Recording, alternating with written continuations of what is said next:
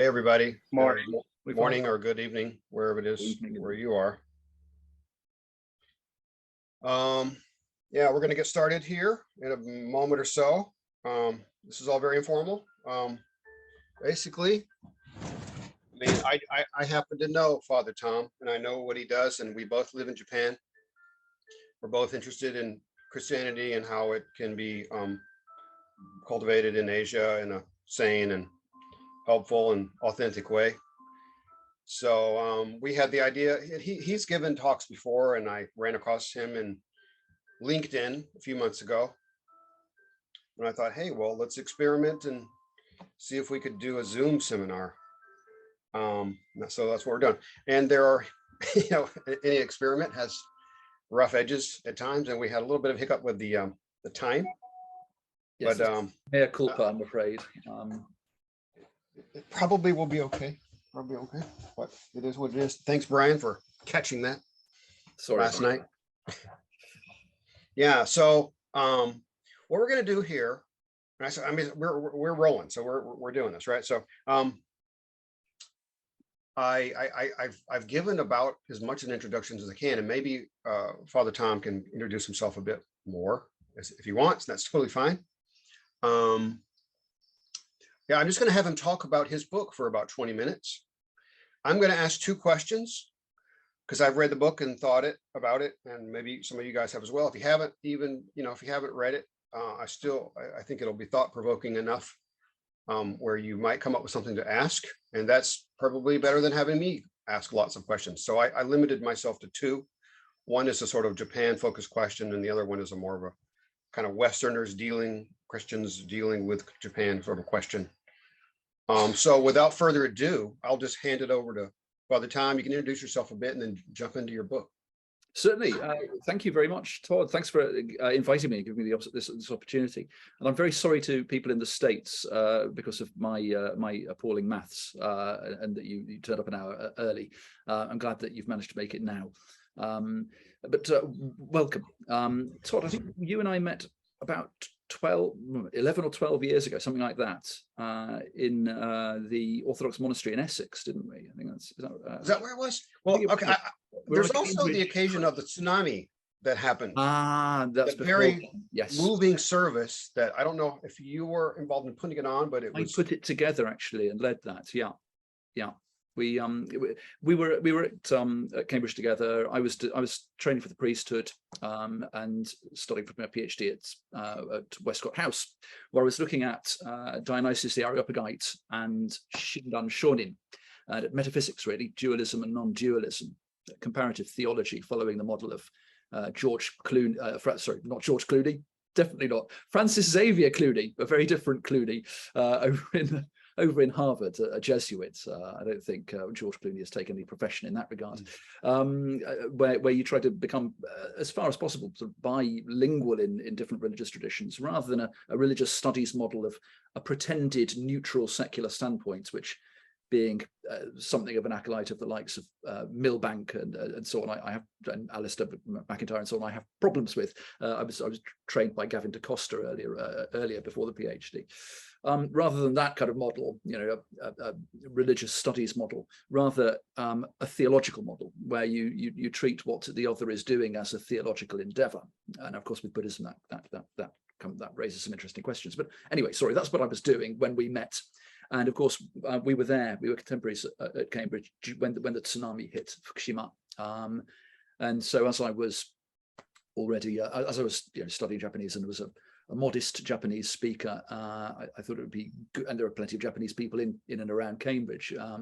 I asked the chaplain, I was of course not ordained then, I asked the chaplain, Father Hugh Silson Thomas over at Selwyn, if we could put on an even song, but particularly praying for the souls of those who died in Fukushima and for their surviving friends, relatives, and for the community in Cambridge to gather, the Japanese in Cambridge to gather.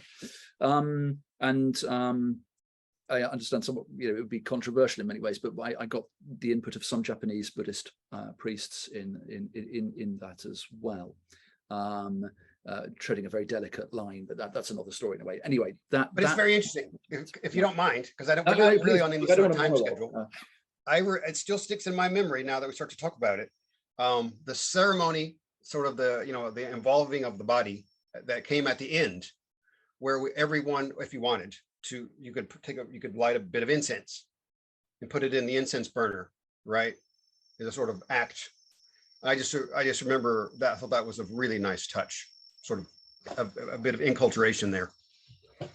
Yes. I mean, we would typically light a candle, but it seemed apt as an act of hospitality to Japanese people who are not familiar with the rites of the church to do something closer to home. And I'd like to see. Well, anyway, that's probably inculturation is a huge. Inculturation versus appropriation, of course, is a huge raging discussion that we could have if people want to. Happy to have a go at that. So yeah, that's where we met, and then I think we were both we went to the Orthodox monastery on a not a trip exactly, but it was an ecumenical invitation to non-Orthodox like me, and as I recall, we met there as well. New Malden. Yes, I think if memory serves, John Zizioulas preached there, but entirely in Greek, so I didn't get a word of it. But, okay, I've been there a number of times, and so they kind of run together. Which they all, time it was. I remember meeting him. Yeah, that was. We were almost in the presence of. We were in the presence of greatness there with him. Yeah, no doubt. Yes, unfortunately, my Greek is only classical, so. The modern didn't mean much, alas. Anyway, there we are. So yeah, that's where we were. I suppose how I got there is of some relevance to the book and perhaps to the conversation in general, without wanting to go down the Dr. Evil route in Austin Powers of, my mother had webbed feet, etc., was a Belgian prostitute with webbed feet or something. I'm not going to go right back into my origin story, but I was brought up pretty much unchurched, went to Church of England schools. I am, if you haven't noticed, English, and went on to university to read classics as a thoroughly Enlightenment liberal atheist, and I thought cultured, not really as cultured as I'd like to have been, or as I thought, despiser of religion, and that was my background. I went to St Andrews in Scotland, where there is this, of course, great Reformation history, and then further on Enlightenment history of renewal and rejection, shall we say, a narrative and a hermeneutic of discontinuity, and classics from the Victorian days had been dominated by atheists, free thinkers, who of course are entirely unconfined by any kinds of prejudice, and that was the approach that I took. The benefits, of course, were a good solid linguistic training there, and a good acquaintance with classical tradition, among many other things outside the academic world. But it was when I came to Japan after that. So I spent a year as a sabbatical officer in the Union. I was practicing Aikido while I did so, and really, I'd had a bit of a thing for Japan since my teenage years, and I know a lot of the kids come to Japan nowadays through manga and through popular culture. Well, I didn't, but I suppose it was a similar sort of thing in the mid 1990s. I suppose my interest in Japan was nourished by the Advanced Dungeons and Dragons Oriental Adventure supplement. So not the most academic of routes, but that got me interested, and that turned into a rather deeper interest as time went by. I think when I was studying classics, my readings in Nietzsche and to a certain extent Schopenhauer prompted me somewhat towards what they thought Buddhism was, although that might be rather different from what Buddhism actually is.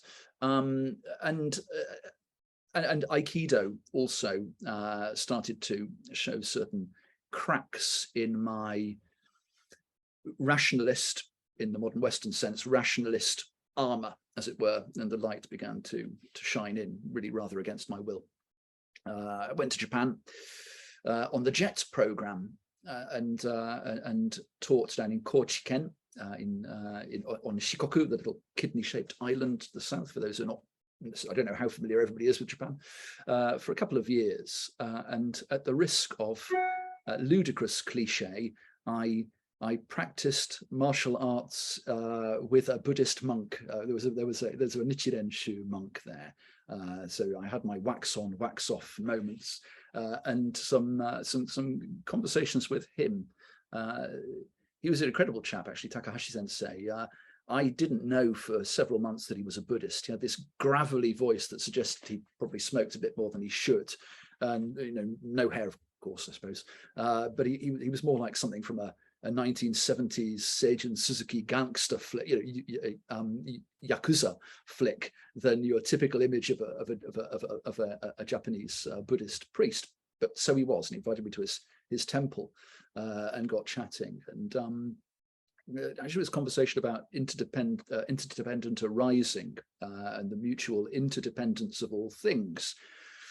That started, so those little cracks in the armor that had appeared through practice of Aikido started to I started to be able to intellectualize them, and it was after meeting my wife-to-be, Japanese, now, that the walls came tumbling down in a great ocean of love, and although I didn't have the vocabulary for it at the time, I had something of a Damascene moment where I was, flooded with light, I think is probably maybe a trite way of putting it, but the timeless moment and so on. But I didn't have the experience to put that into words. And I didn't instinctively reach for God, or what I thought of as God. I was still very much harboring my defensive attitude against what I thought Christianity was, what I'd been led to believe it was, which didn't have much to do with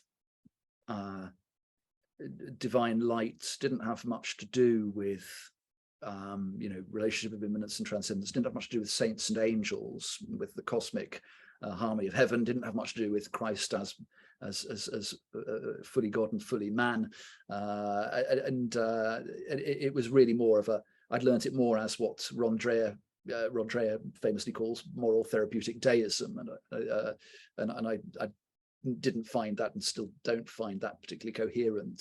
So I rejected it from a young age, and to find something different. Well, I suppose that takes me to the next chapter in a way.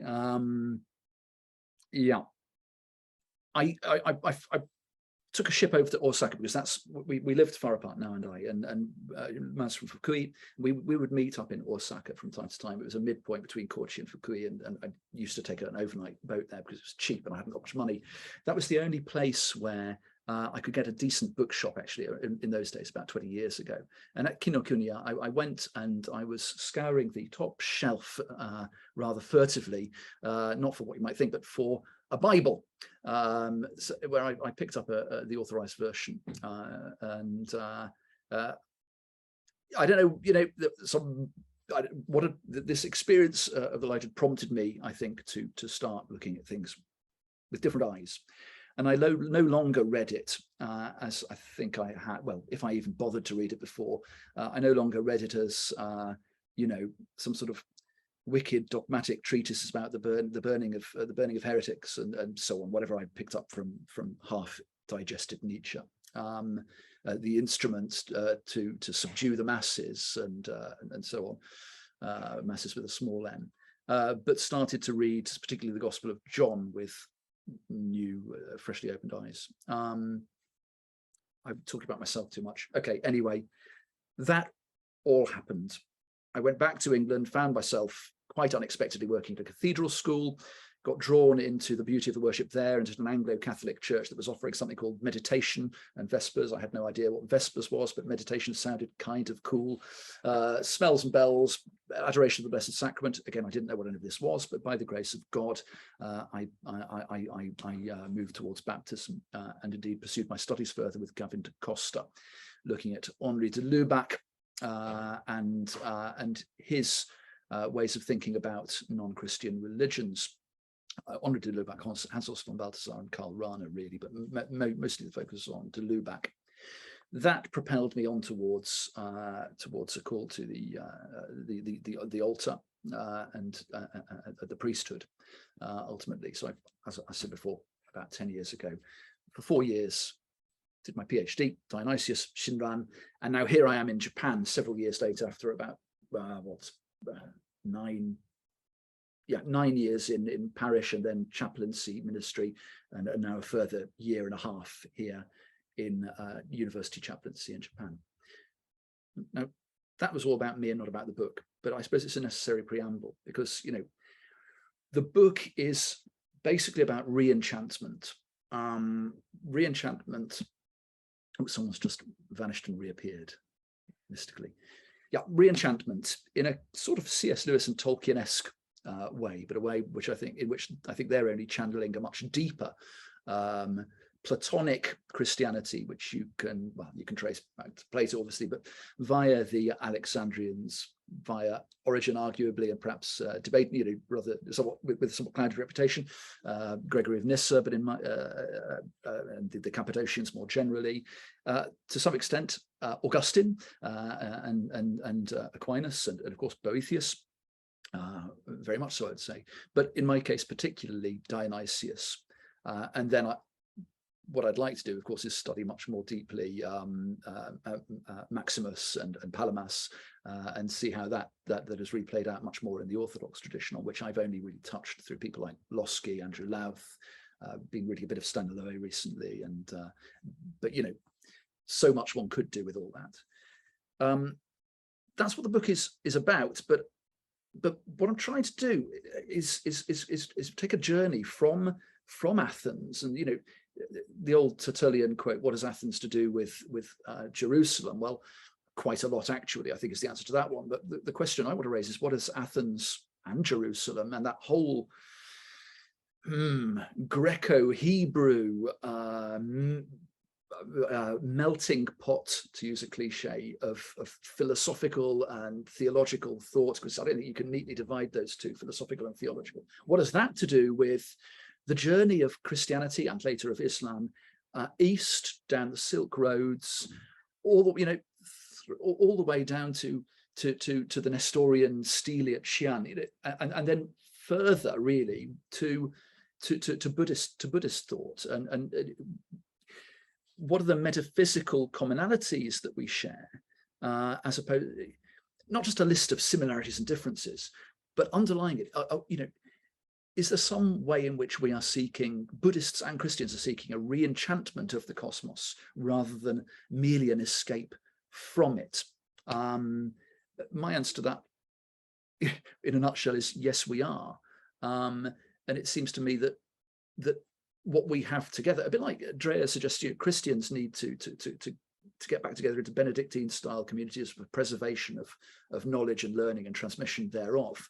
Yeah, absolutely. But I think there's also maybe an Areopagite option where we can do that with non-Christians to a certain degree, and depending on specific dialogues and relationships, not a general, you know, kind of not a general sort of, what's the word I'm looking for? What was it that Madame Blavatsky was up to? Theosophy, the general theosophical approach, but a much more specific dialogical approach. And so the people I brought into dialogue were Dionysius and Shinran. No obvious historical connection there, but interesting liminal characters in their own tradition, in ways that I can describe if people are interested. But you may have already read about that in the book. Okay, I'll stop there. That's too much of a monologue, I think, but that's the project. Of course, the questions as to how it can be realized are rather, yeah, vast, I suspect. Right. Okay, thank you for that. All right, so I had told you that I was going to ask 2 questions. And I'm reformulating these, but I'm going to stick with them.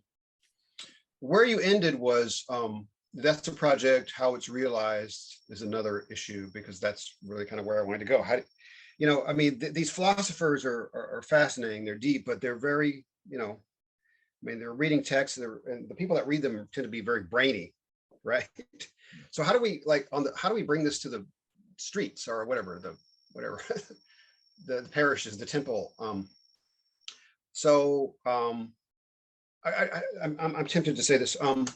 I experiment with a couple of different channels. I can't say I've gotten very far with any of them, but it's fun. It's healthy, and everyone's doing it, but more so. One of them is I've called it Liturgical Asia.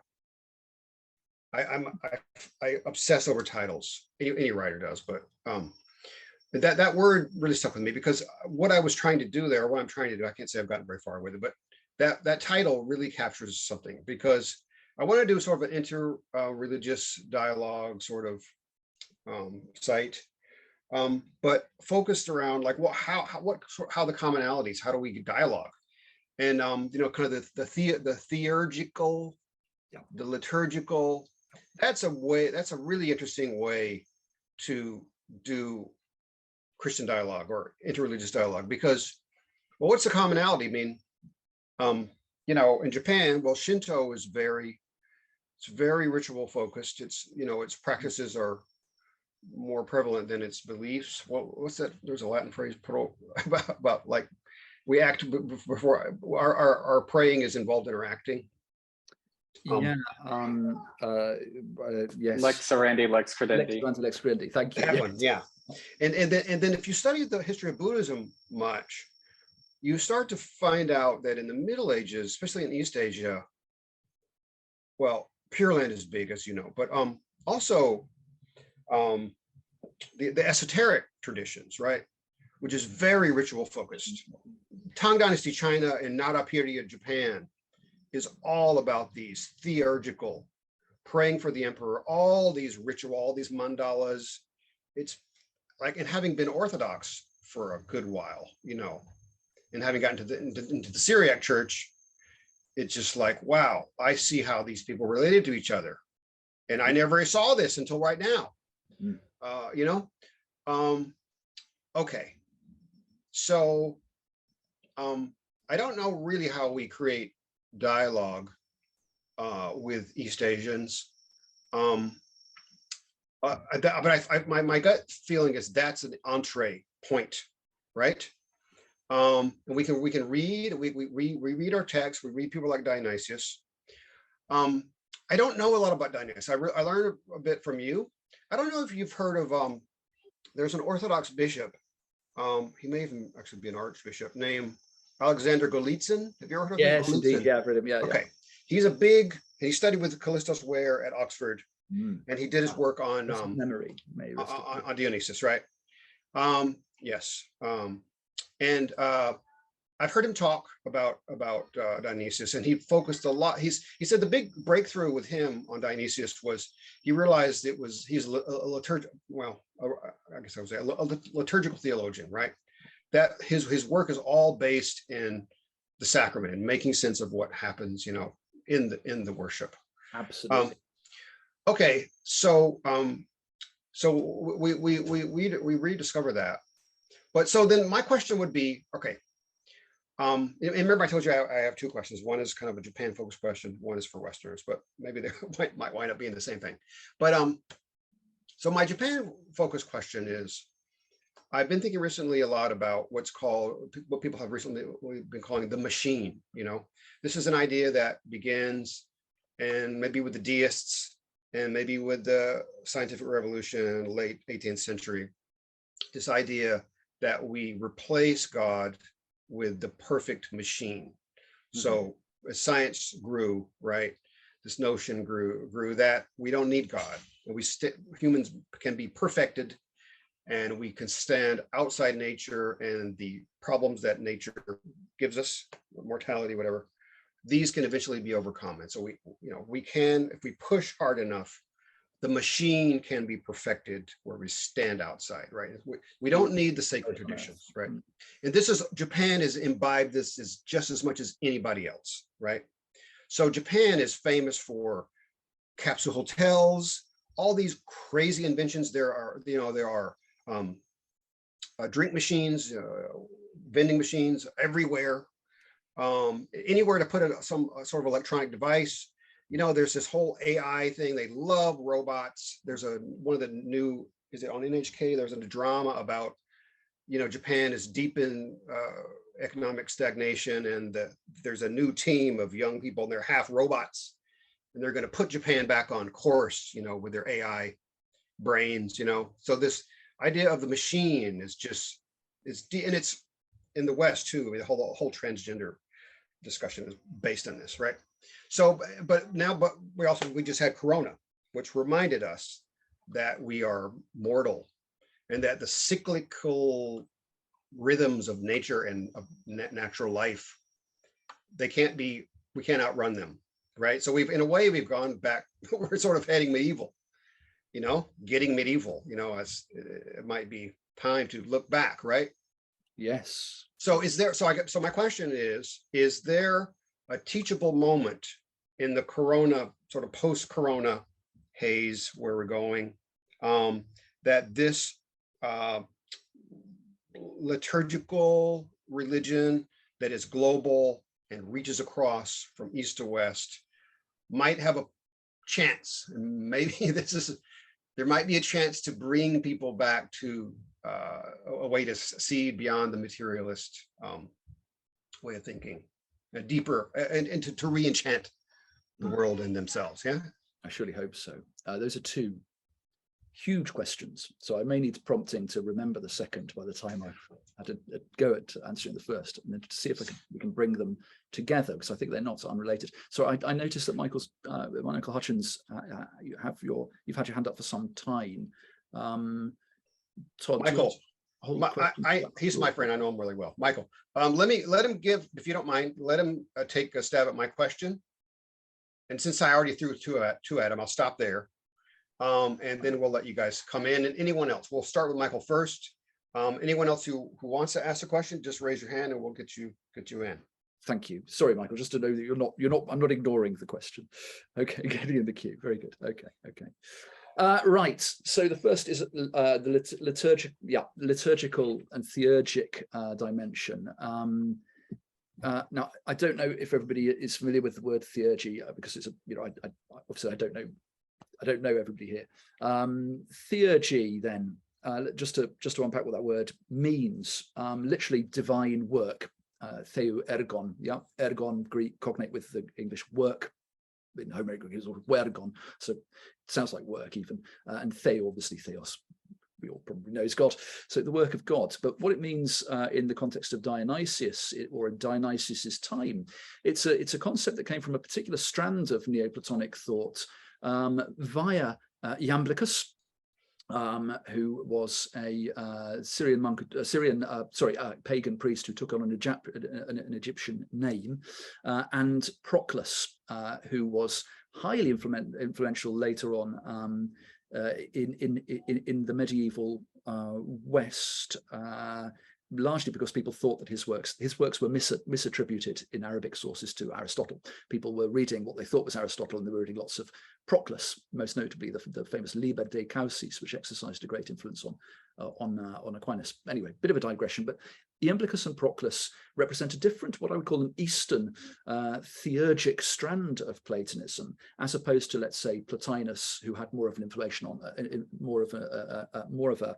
an influence on Augustine and more of the Western tradition. Now, Plotinus was dead against theurgy because he saw theurgy as a kind of magic which, at least according to his biographer Porphyry, which tried to manipulate the gods into doing things for us, using symbols, some themata. So you want to manipulate the sun god to do something or other, give sun for your crops or whatever, and there are certain stones that have an affinity with the sun. You use those in a ritual fashion to now this is a bad take on what theurgy is, but the take that it was the Western Platonic take was that you're trying to manipulate the divine. The divine. This is a bad idea. This is magic. And Augustine bangs on about this in book 7, 8, one of the books of the City of God. He's really anti-theurgical. However, on the eastern side of the pagan Neoplatonic tradition, you've got Iamblichus Proclus saying no, and Iamblichus explicitly argued in a letter to Porphyry, no, that's not what theurgy is. Theurgy is God's work through the material realm, through the cosmos, right? We have these likenesses of the Platonic heavenly forms in the mind of God, and in this world they are mere shadows of the truer reality. This world is not disconnected from the higher reality, rather it participates in it as a kind of image or shadow thereof. And so through these things we're not manipulating the divine will. And of course, they believed in multiple lesser divinities as well as the one beyond all, beyond being. We're not manipulating these divine spirits and essences. Rather, we are opening up a conduit for them to do the work that is their work anyway. Now, Dionysius takes this. He baptizes it. I would argue, others have argued differently, in the 6th century. Pseudo-Dionysius, we don't really know who he was, but probably a Syrian monk, Athenian educated, okay, and of course a Christian. He takes this theurgical concept, basically a concept of divine magic, and because this is his common intellectual currency of the day, he uses that as I think quite an ingenious way of developing a sacramental theology. How do the sacraments work, as it were? What are they? Well, what they are is they're not us, through bread and wine and water, making demands of God, manipulating the will of God. On the contrary, God works, theurgy, God's work, through the material elements of the cosmos to effect the divine will and to effect change, to enchant, as it were. Now, taking a much broader Eucharistic theology, and you can find this really right from the Didache, think of the Eucharistic bread, just as an example. Think of the bread and the wine. Well, what goes into that? It's not just people making bread from nothing, then offering their stuff they've made to God and saying, "Bless it, please." No, the grain, the wheat, the water, the grapes, the sun and rain that feed those, the various animals, actually, the birds that go and spread the seeds around, the insects, all of these things are necessary. They're all intertwined in what is necessary for the Eucharistic bread and wine, even to be made by human hands. Human hands come fairly late down the chain in the making of bread. All these things are, and it's not as if all of those things are within human power, very far from it, as we know. They are outworkings of the natural law, which is itself a shadow, a participation in the divine cosmic harmony. And as we bring those things together, we are not artificially creating something, and this is, I think, where the second question starts to come in rejection of the cosmic order, rather which God has established and which he continues to sustain by the power of his Holy Spirit, and which in potential is, going to Maximus now, the universe is the potential church, or rather the church is what the universe should become. But anyway, all is moving towards sanctification as the inexorable progress of the divine will, and we are playing our part in it. This is a theurgic and sacramental view, and hence the liturgy, the liturgy is not as in, let's say, certain Western understandings, merely what happens to appeal to us aesthetically and make us feel like we are getting closer to God. No, the liturgy is a participation in the cosmic order, which includes the order of angels and saints, the church of the living and the dead, which is why I'm very reluctant to tinker with inherited liturgies. That we're the church in a way is If it's a democracy at all, it's a democracy of the dead, and the living have no right to supersede what the dead have given us, for they are alive and saints in heaven, right? We're participants in this great liturgical order, and that liturgical order of the cosmos, which is perfected in the church, because, you know, gratia non tollit naturam sed perficit. Grace does not destroy nature, but perfects it. That's Aquinas, but he nicked that from Dionysius. He's slightly built on it, to be fair. It's a Dionysian bon mot. You know, the liturgy is perfecting. It's God's work perfecting the cosmos through us by His Holy Spirit, and it is formative of the way we pray, lex orandi, lex credendi, formative of the way we believe. The liturgy is a school of formation for us and for the cosmos. This, I think, is something that Todd has rightly noted, that it's not just Christians who appreciate this. I mean, after all, you know, the theurgic idea came from pagan Platonism, although that pagan Platonism claimed also to have been influenced by the Egyptians and Egypt, Moses. There were lots of ancient claims about interconnections between Moses, Egypt, and Greek thought.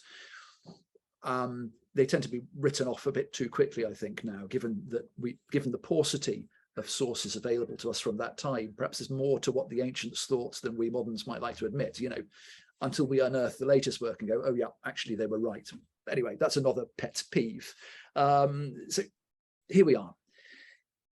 Yeah, you could talk about Taoism, you could talk about Buddhism, and not only in its esoteric guises like Shingon. Todd mentioned esoteric Buddhism, but in the human, now, do you want to say natural desire or supernatural? Do you really want to make a distinction between those two? I'm dubious about making such a stark distinction. But there is, in the desire for the human heart, a need for ritual, which brings us, and not just for any old ritual, but for ritual which, you know, so not the rituals of Moloch, not child sacrifices or something, but a ritual which leads us towards the good, the true, and the beautiful, which is God, you know, and which forms us towards that. Now I'm starting to lose track. The Corona moment, nature. Nature. Is there an opportunity here? Yeah, it's opportunity. Yeah, in Japan, yes, I would say so. There's a caveat, given, you know, recent revelations about Toit's, the Moonies, the Unity Church, and connections with the man who assassinated the former Prime Minister Abe, and indeed with his political party, and given Aum and so on, Aum Shinrikyo, the sarin gas attacks many years ago, there's a great skepticism in Japan towards religion as a whole.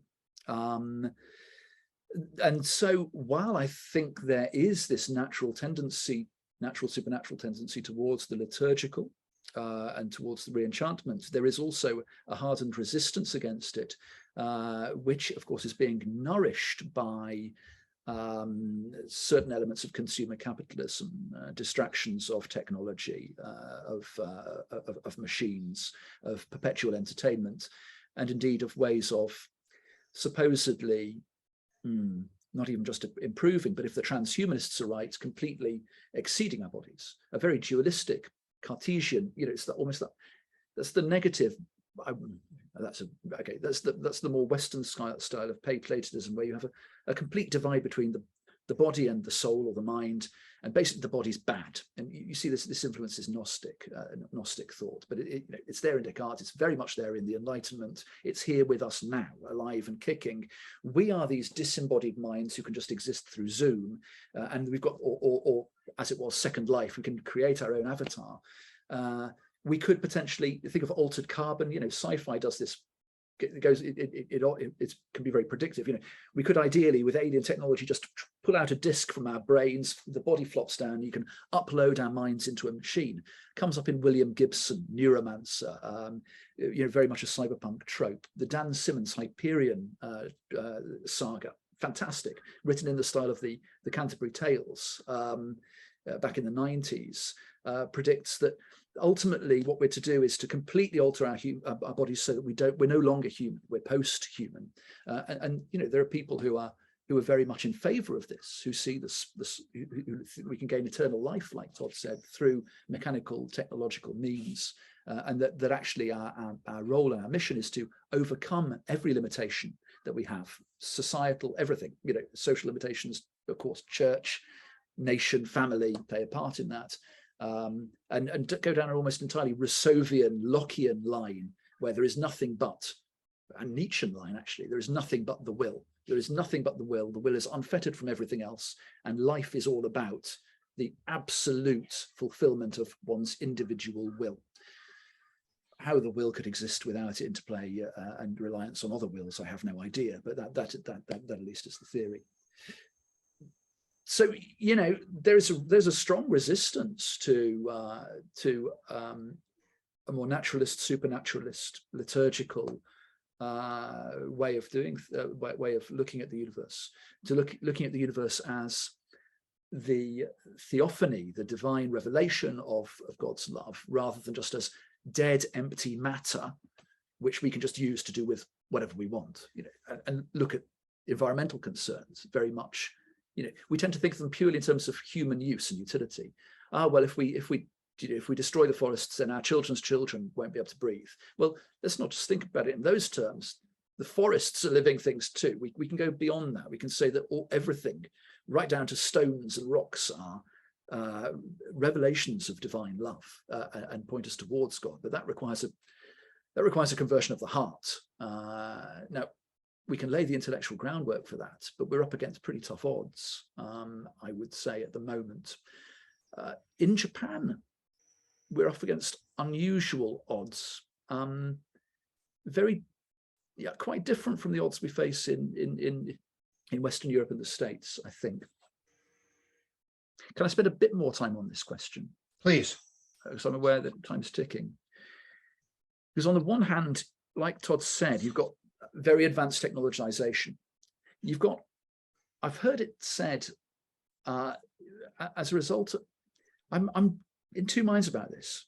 Part of the Shinto and Buddhist syncretist background of Japanese religious psyche is to commune with inanimate things. Yeah. So you go up a mountain and there will be a Shinto shrine up there to house, they literally think, to house the deity of that mountain or the river, or possibly even the deity of a car, and or a human created object as well, a sword historically. Yeah. Think of Tolkien-esque magical items in a way.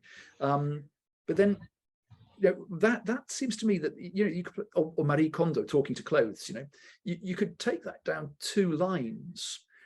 One line is to say, well, in that case, we could see, the Japanese are more prone to see artificial intelligence and machines as equivalent to human, or to downplay the human centrality of the cosmos, the anthropocentricity of the cosmos. And you could say Shinto and Buddhism are less anthropocentric. On the one hand, and that is argued. On the other, you could say, well, insofar as they're treating these inanimate things as basically people, they are treating them in there's no way of getting around it, treating them in an anthropocentric kind of way.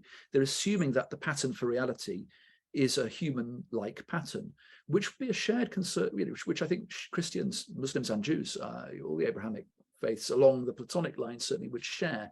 That it's often said that man is a microcosm of the macrocosm of the cosmos. I believe that Maximus puts it the other way and says that the cosmos is the microcosm and humanity is the macrocosm, for it is through the divine human, the God-man, the theandric Christ, that the cosmos reaches its realization and that we see it illumined by the Holy Spirit. There's a lot to be said for that. So it seems to me that in terms of Japanese sensibilities, there are two ways we could go. What does that mean in practice? Well, in practice, I think there's just an ambiguity. I mean, some more evangelical Christian friends of mine say, when I say, well, look, Japanese people are constantly queuing up to go into shrines, to clap their hands, bow, say the prayers. They will go for Oharai purification ceremonies of New Year, or they'll go and write the prayers on the Emma little boards, hang them up on the trees in the shrine. Surely this has to mean something. Yeah, most of them have got a shrine and or a little mini temple shrine, for Buddhist shrine in their house. Surely this has to mean something. They'll say no, it's just tradition. It has no spiritual meaning whatsoever. I'm unconvinced. I think it's more ambiguous than that. I think it's more ambiguous. And one last thing, Japanese don't have religious education in schools. I think there's a double-edged sword. To some extent, that could be a blessing. I taught religious education in schools for 4 years in England, and wasn't very impressed by the curriculum, by the textbooks, and by the way in which it's taught, which basically seems to be designed to equip the students to gain as little knowledge as possible of various religions by quote. Take a topic. Imagine you taught English literature like this. Let's take love. Let's take a line from Shakespeare, a line from Byron, a line from whoever, and that's it. Topic covered. What do they think? Well, you couldn't do it. You need to read entire books. Religious studies, it's just take a fragment from each, compare and contrast, and then of course they think that they know something about the religion. They have no idea of the metaphysical or philosophical concerns. Some Christians believe that, some Muslims believe this. I think, some people believe X, some people believe Y, I believe Z, and anyway, anyone can believe what they want, so none of it really matters. A little knowledge could be a bad thing. In a way, that could be a benefit in Japan because the baggage isn't there. I find at Rikyo with the students, they're not as hostile to Christianity. The ones I meet, I suppose I meet through chapel anyway, so they're the ones who are coming. I don't meet many of the ones who don't. But those who are coming to chapel, the ingrained, the taught secular neutrality that is and relativism that I think is entrenched in Western religious studies just isn't there.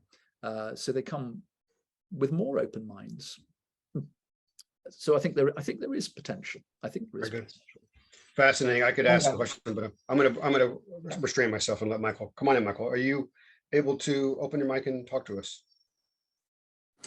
Yes, I'm going to try to with my kids here in the background. There's quick points I wanted to make. I guess I'm going to try to make it quick anyway.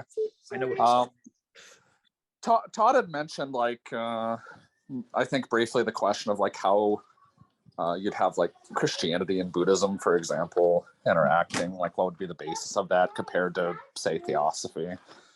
And I think you'd start at the same place you do with Christian dogmatics, and that's the incarnation. Yeah. I mean, that's the way that Fritjof Schuon, others handled it. You'd start with the incarnation, and in esoteric Buddhism in particular, Buddhism writ large, there's 3 bodies of the Buddha: Nirmanakaya, Sambhogakaya, Dharmakaya. In esoteric Buddhism in particular, I mean, this branches out to everything. If I'm remembering right, what I'd read from Kobo Daishi Kukai, the one who brought the Shingon sect to Japan. Yeah. I mean, he has all phenomena as manifestations of the Buddha. And of course, especially in the context of the Cappadocian Fathers, Eastern Christian theology writ large, in the incarnation, by taking on human nature, well, he takes on not just a particular form, he takes on human nature as such. By extension, Christ takes on all material and spiritual natures, because humans are material and spiritual. And I think that's how you do it. Start with the incarnation, and that's where you could have the most meaningful dialogue. And just one more thing, the concept of Christianity being anthropocentric and comparison with Buddhism. I think Buddhism is very anthropocentric because the human birth is viewed as the most favorable one to attain enlightenment, and all the Buddhas and Bodhisattvas are patterned after human beings clearly, and in particular Shakyamuni Buddha himself. So I guess I just wanted to make those points and hear what maybe you thought about that. I don't know. They're good points, and I haven't actually talked much about Buddhism. I think the concept of Buddha nature. You mentioned Kukai. Of course, I lived in Kochi. The 88 Temple Mandala is there. Cook, I have no expertise in Shingon, but the notion that all things are manifestations of Buddha is, classic Mahayana doctrine of the Busho, the Buddha nature, as far as I'm aware. And yeah, the notion of Buddha nature is, I think, a really good, a very fruitful bridge towards talking about the incarnation. So I'm with you that the incarnation is where we need to be, especially if we're Christian theologians trying to engage into religious or into faith, if we want to go down the line, dialogue with Buddhists. The question is, how do you get to the incarnation? How do you get to the incarnation? And what I suppose I'm trying to do is start from the metaphysical underpinnings and move people towards the incarnation, and start from Busho, start from Buddha nature and move towards the incarnation. Say, look, this is the crown and culmination of these doctrines. This is, as Tolkien put it, the true myth that makes all other myths, that gives truth to all of it. It's not. I'm not saying it's a myth in that it didn't happen, but it's the true. It's his phrase.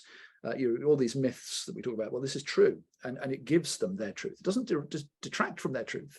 It's what actually gives them their truth.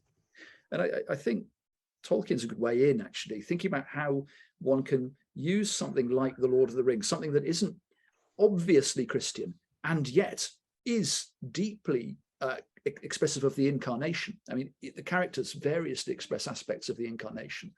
In fact, when the hobbits leave Rivendell, it's the 25th of March. It's the Annunciation Day. This is no coincidence. All of these, anyway. But using the culture, not using the culture, showing what is already good in the culture is a way of showing the incarnation. And then you bring it to dogmatic clarity. And if that's what Dionysius was doing, I think it's why Dionysius chose the name. It wasn't his real name, of course, of Dionysius the Areopagite, because, well, look at Acts 19. What was St. Paul doing? He went into the Agora and the Areopagus and said, look, that empty plinth over there, altar to the unknown God, that you've already got that. You already, that's God. That's what I'm talking about.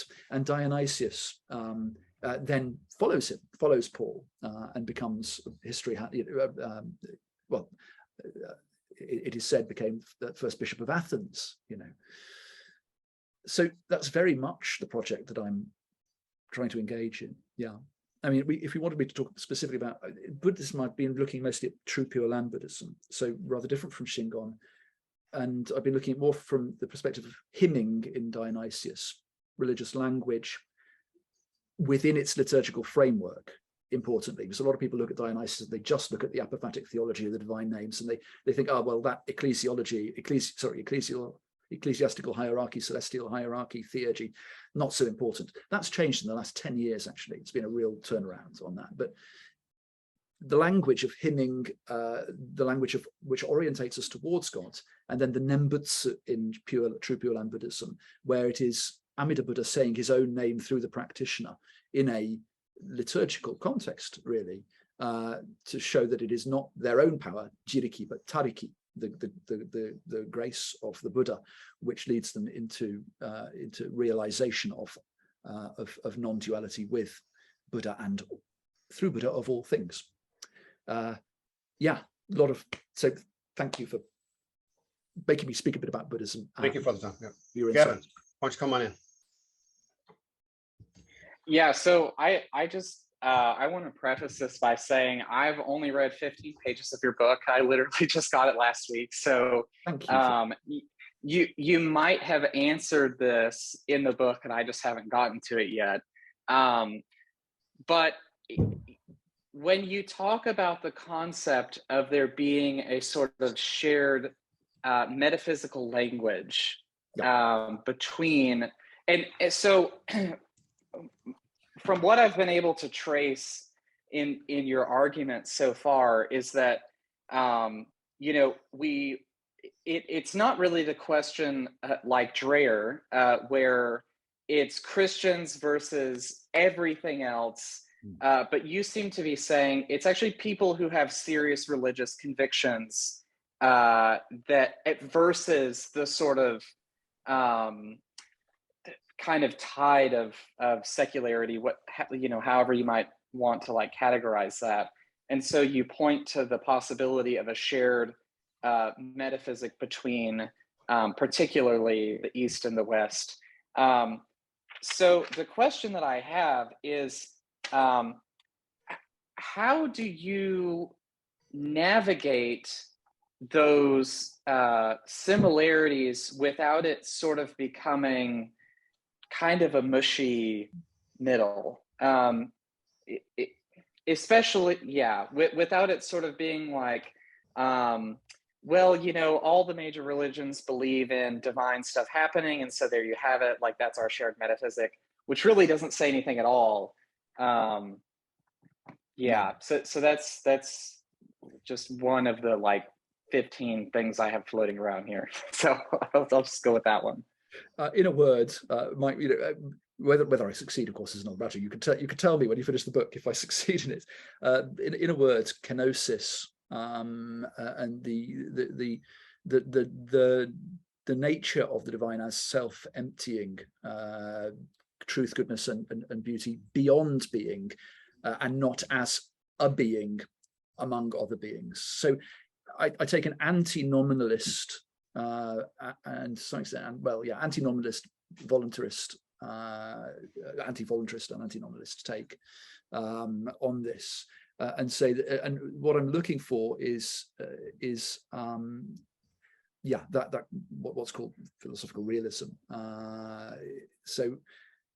But also moving away against univocity of being as well. So away from the idea of God as this great big version of ourselves, who to some extent occupies a similar space and whom we are forced to venerate by sheer power of his sovereign will, and towards a metaphysic which I think is consonant, actually, is far more coherent, but is consonant with older theological understandings within Christianity, and indeed within Islam and Judaism, as far as they follow the Platonic streams, and with contemporary Orthodox thought as well.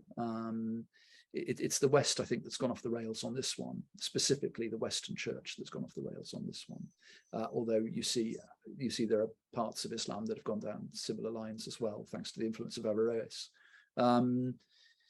So I'm speaking very specifically in very specific metaphysical terms, not in a general, hey, let's all sing Kumbaya around a campfire kind of way. When it comes to Buddhism, and I don't know enough about Taoism to venture, but from what little I've seen, it seems to be one might go down a similar route. And who knows what other riches there might be in, let's say, African religions, Native American traditions, and so on. I mean, I can't study everything, but taking the specific examples of Shindan and Dionysius, what I've tried to do is look at the particularity there, to get away from that kind of. I'm not making universal claims, but making a universal argument which one can engage with, take or leave, engage with or not, but which I still think gives us.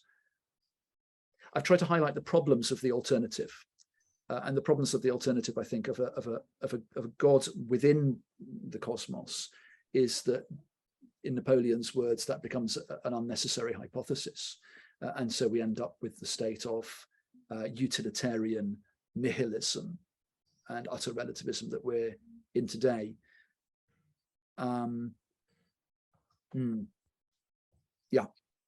Does that answer the question? I don't think I've just skirted around it, but no, yeah, you did. I'm thinking, so I'm trying not to ask more than one question at a time, but yes, you did. Thank you.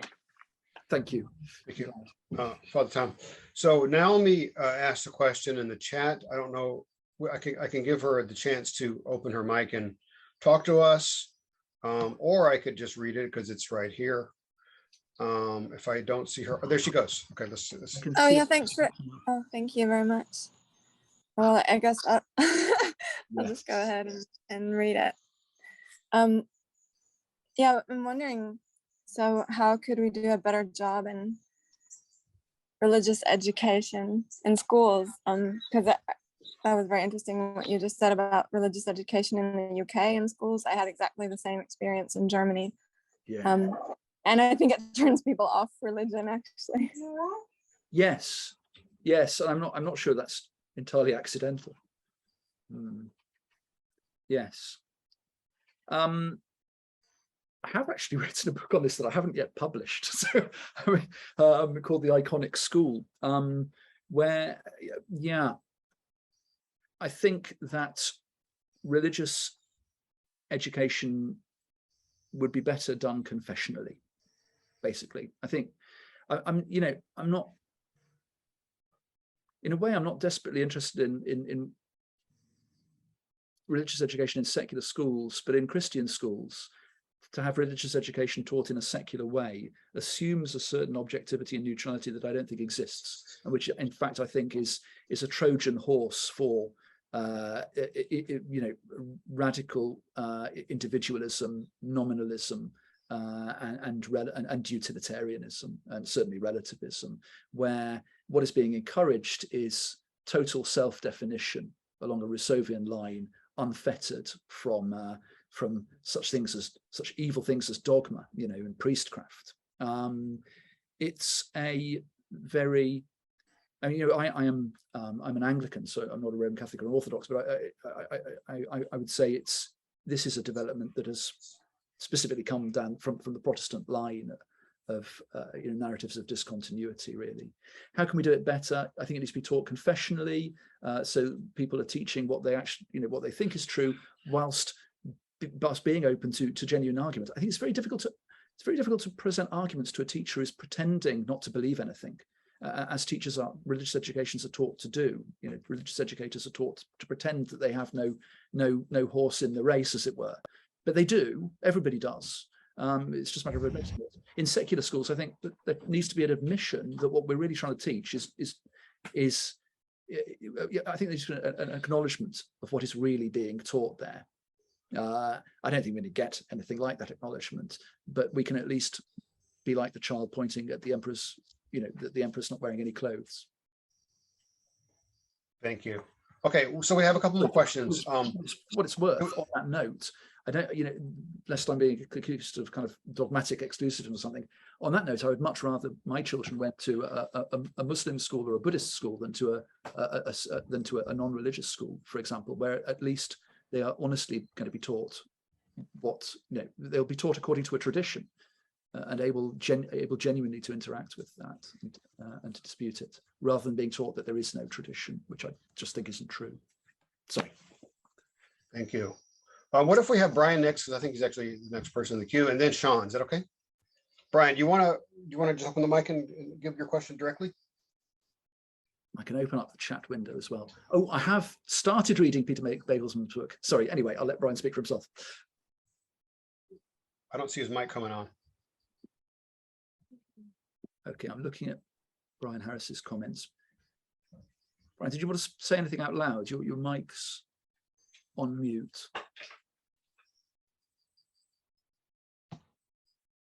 I don't know. Do you want to just hit upon the question since he's not talking to us? I don't know if he stepped away or something's going on, or there are three. Brian's got 3 or 4 questions. So the question is which one. My question is which one to answer. Well, okay, I'll have a quick flick through them. I don't know if you're still there, Brian. I have started reading Peter Bagelman's book. I haven't finished it. I've skim read the whole thing.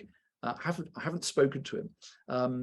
But I need to go back to it before I could say anything more about it. What little knowledge I have of Shingon Buddhism is from that. Okay, it's interesting to see Michael's comments on Shingon and kenosis there. And now I've come back to another comment from Brian.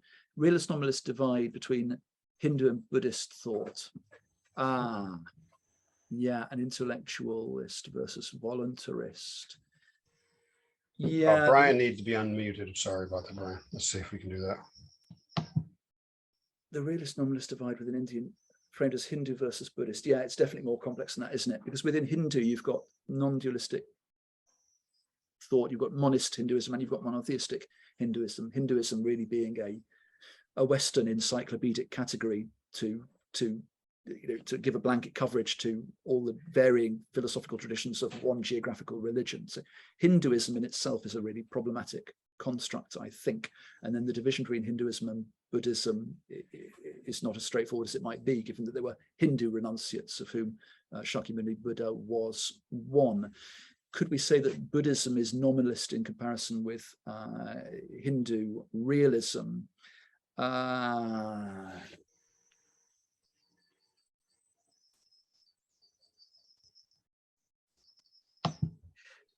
No, I think not in the Mahayana, because what's not, I think, being said, I'm having to put on a different hat here and start thinking a different way, is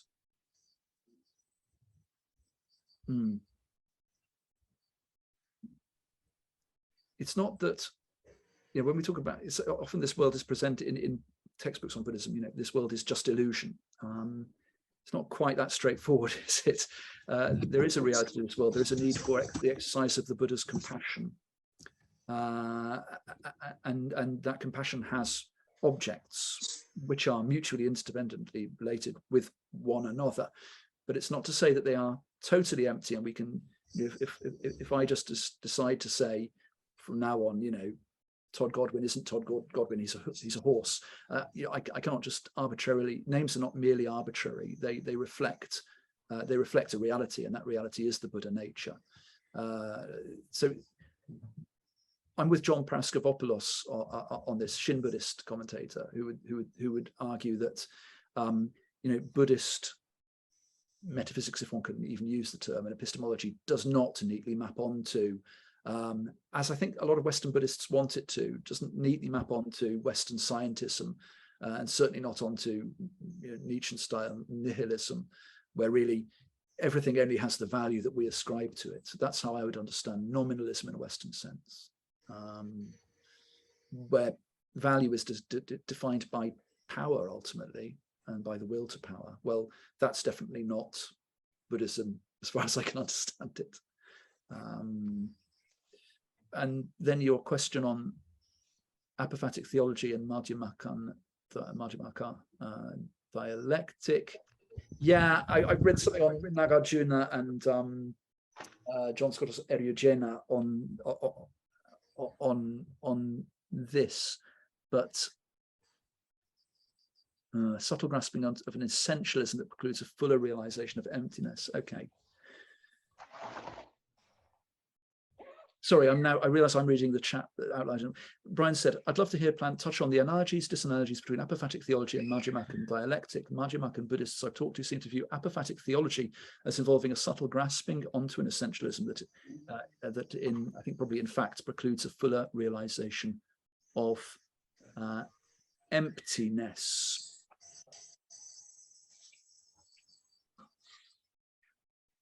I don't know. I'd need to go back to my sources and give that some thought. And I'm sorry, I don't think I can answer that one on the spur of the moment. Brian, hello, you're here. Hello, yes, and just as a note, if you give more voice to your thoughts, I might be able to. No, sure. That was a different Brian. That you just said. There's another Brian. It just says Brian, you see on my screen. Yes, but he can explain the question about Madhyamaka if.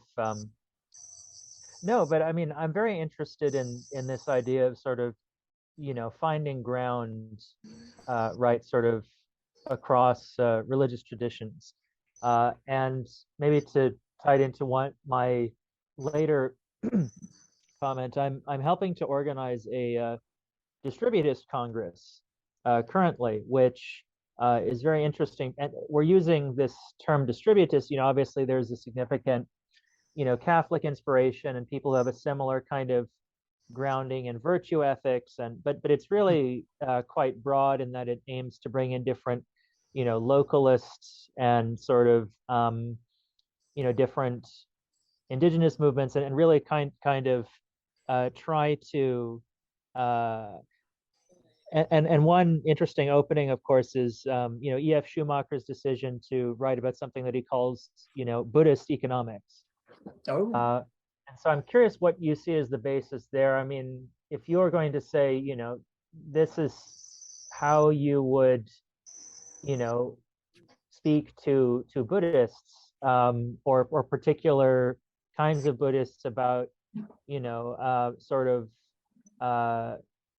sort of like, the kind of distributist, decentralized forms of economic and political organization that kind of, strong communities and family. And I mean, the ethical, there's a lot of overlap in ethical teachings, but some distinctives. And I wonder like how you would go about sort of that conversation.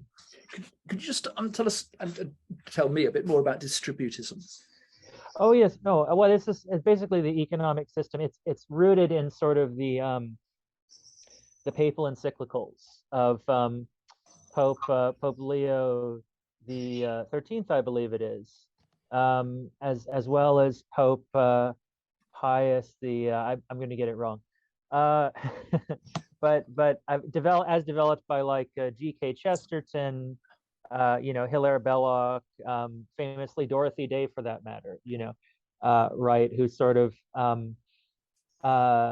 essentially gave expression to, I mean, they were responding to sort of social unrest, and this is sort of the era of a rise of socialist movements and kind of seeking a redress with regard to the working class, but also sort of agrarian concerns, right? And so essentially but obviously it's rooted in sort of family and faith communities, and sort of striving to give them sort of a basis for resilience amid sort of global upheaval that is rooted in sort of the shift towards, I mean, it was a different capitalism than we have now, but again, it was sort of the church saying, having this sort of critical stance towards modernity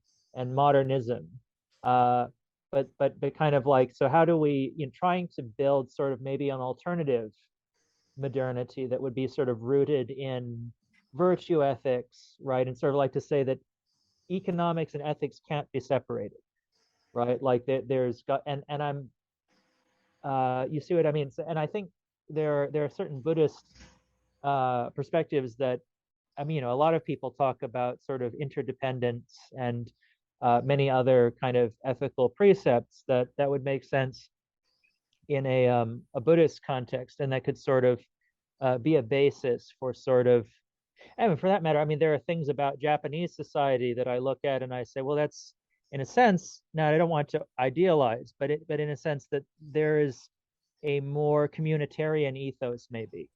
I don't know if you find that, I mean, but and I want to understand better sort of, both sort of how that functions in Japan, and also kind of, what could a Christian communitarian speaking to a Japanese, and I don't want to confine it to the term communitarian per se, but kind of like how would you go about having that conversation, and what kind of possibilities do you think there would be in that connection? Yes. Yeah. Okay. Thank you for that. Yeah. I actually think about my book. The political angle of it is something that, especially North American readers, some have rather criticized. Perhaps it's the area in which I'm most naive. I think when people read what I've written in there politically from a North American perspective, it can look. America is so divided between the left and the right that it can look rather more right wing than as an Englishman I would think it is, and the reason for that, try to build on what you're saying, contribute to what you're saying, is that we're presented nowadays almost so that the only alternative is total unfettered free market capitalism, libertarianism on the one hand, and then on the other, total centralization, state socialism.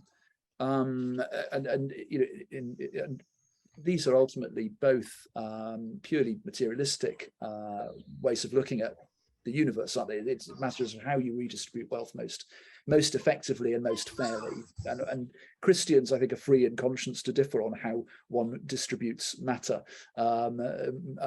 most fairly. But it seems pretty obvious to a lot of people that totally untroubled libertarian free market I think a lot of people would say that's not necessarily, that may be fairer than total state, you know, than communism, for example. But it's a very far away from being perfect when we've got so many living in terrible poverty and such a massive gap between the extraordinarily rich and the extraordinarily poor. That much is obvious, isn't it? And there is certainly, with a small s, socialist aspect to the teachings of our Lord and the practice of the church throughout the ages. But that to me, I think as an Englishman, that's less unnatural to me, because until Thatcher, really, until Lady Thatcher, the Conservative Party, the Tories, and Labour had far more in common with one another than either had with the Whigs, with the Liberals. The Liberals, looking at the turn of the 20th century, the Liberals were more down the what we now call the free thinking line and the libertarian line, whereas both Tories and Labour, when Labour developed eventually, Labour came into being eventually, you know, saw things more, and saw the world, saw the country more in communitarian terms. The Tories more at a local level, really in a quite a medieval sort of way. You think of William Morris and this neo-medievalism of returning to the guilds, the arts and crafts movement, the notion that turning against just sheer utilitarian industrialism, that people could and should, for the good of their humanity, be making things of worth and reaping the fruits of that, and things of worth within their local community. So local community, small s socialism, was very far from incompatible with Toryism. So it's an older fashioned high church Anglican Tory socialism in a way. Milbank talks about this quite a lot. That doesn't neatly map onto the American political scene, I think it's fair to say. So no, yes, I'm very curious. I mean, I've sort of wrestled with this question of how to make, you know, I'm very interested in radical orthodoxy and that perspective, but I'm sort of like, it often is not intelligible in an American context, or how do you make it in, you know, we're doing our best to try to do something like that in an American context, but it's pretty pretty marginal right now. Well, you've got. I mean, I suppose you've got people. You've got the front porch republic, haven't you? And the American pastoral tradition to go to. The problem. So yeah, I can see a way of working this back to the question about the Japanese context. In a way, we're talking as Westerners about something that we had and have lost. The medieval town in Europe was, at the center, wasn't a car park and a shopping mall. It was church, and around the church you got the guild headquarters, built tellingly in the same style as the church, because that the church and the guilds, the trades, there's not some neutral public square. There's a cross in the middle of it.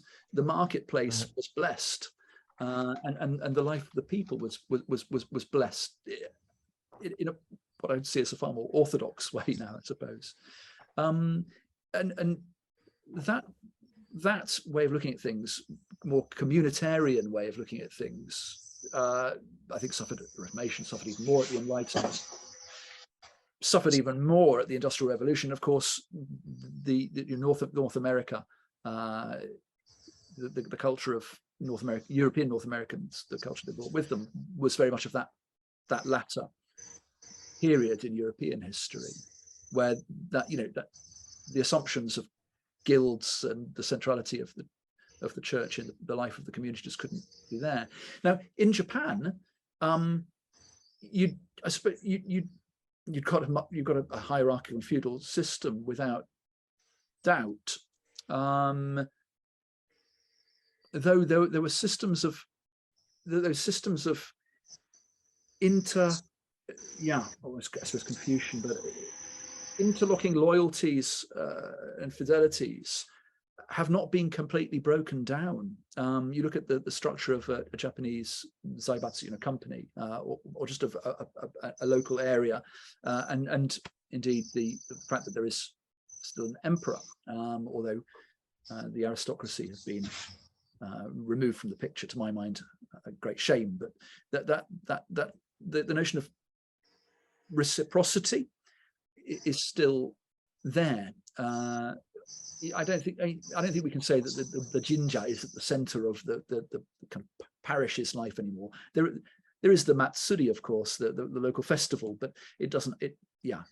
That's more of a fundraiser for the jinja, I think, rather than having any real communal focus. But it seems to me that Japan just hasn't lost certain things that we've lost. We've got to rebuild them, and there are we don't need to go all dewy-eyed about the wonders of Japan, but there are great benefits to Japanese society, to its discipline, to its harmony, at least on the surface, and the way in which wealth is not ideally, but possibly rather better redistributed, and the focus on the family structure, not just the nuclear family, but you've got your head house and the junior houses, and they do. I could see I'm married to Japanese. There is mutual support through the family, rather over and above the state. The state's there to pick up what falls, people who fall through. I think it's absolutely right that there should be a welfare state for those, for those who need succor. Good grief, I wouldn't want to be in a position where there was no healthcare available to people who can't afford it. Far from it. But here you don't.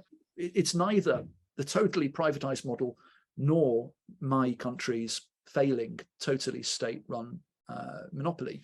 It's somewhere in between, and surely there's something we can learn that has wider extensions in terms of wider social application.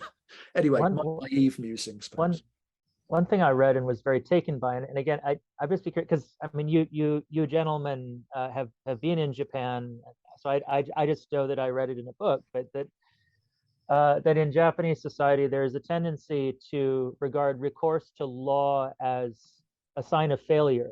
One should resolve disputes before it ever gets to that level, just interpersonally, which in a litigious society like the United States is extremely and I don't know how if we have any path to something like that, we can, but I mean, because it seems like so much of it is upstream in a way, right? It's like there are these historical factors that have bonded people together in Japan in a very different way, and that have pitted Americans against each other in a very different way. So there's part of me that wonders to what degree there's even, a political solution, as it were, to what like in a way, like almost to achieve some of the things I would love to see in society, we would just have to have had a different, and I don't know if that itself is true or if that's reductive, that no, actually, you really could promote something more like that kind of harmonious society through people sort of consciously deciding to do it, as opposed to just going, well, that's just sort of how it developed because of various factors. Could I jump in? It's a call to conversion, isn't it? It's a call to conversion of the heart. Yeah, I want to jump in. So Brian, you must know who Girard is a little bit. I mean, everyone knows a little bit about Girard. This notion of the scapegoat and the forgiveness, that he has for him Christian origins, right? And so as you lose this, what Christianity did in his scheme, and I think it's probably true, is that Christianity puts God in the lowest, so it makes you care about the other, right? Because we don't want to kill God, we take care of God. So and when you lose this in society, then you lose forgiveness. And so everyone's just, I hate your side and we're not going to talk. So the sort of the mechanism for diffusing, tensions and for creating dialogue, it dissipates, in his system. So like we may, I don't have the answers, but you could look at Japan and East Asian society, and it could ask the question, like where is it? Where is the like the alterity, the care for the other? Where is the mechanism that allows groups to defer and to dialogue? And as secularity increases or not, what happens? I'm just thinking out loud, but it could be, these are the kind of questions that when you do it cross-culturally, within the context of, doing a Christianity cross-culturally, or doing the sort of Christianity and modernity sort of questioning that we're doing here, when you do it cross-culturally, it's really interesting. Let me keep it moving. And I know maybe, I don't know if you have feedback, but let me just get Sean in here, see what he's got to say. Sean, do you have your question? You're on mute, those You're mute, Sean. Zoom words. Oh, hello. Hello. Nice to meet you. Well, first of all, Father, it's good to see you face to face. We've actually had some Twitter discourse.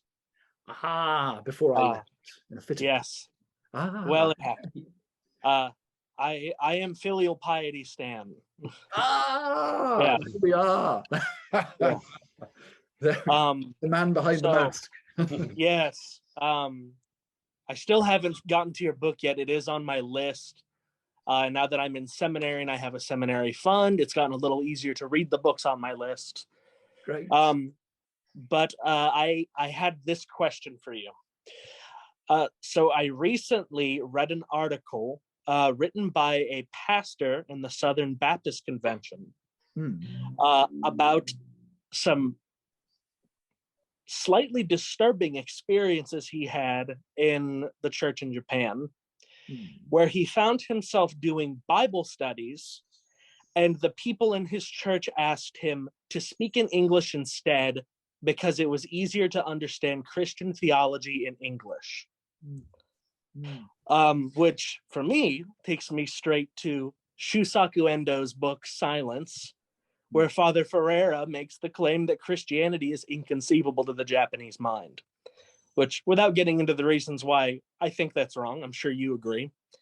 What I'd like to hone in on is this, because as Gavin mentioned, and as you're talking about, your project is about this common linguistic framework.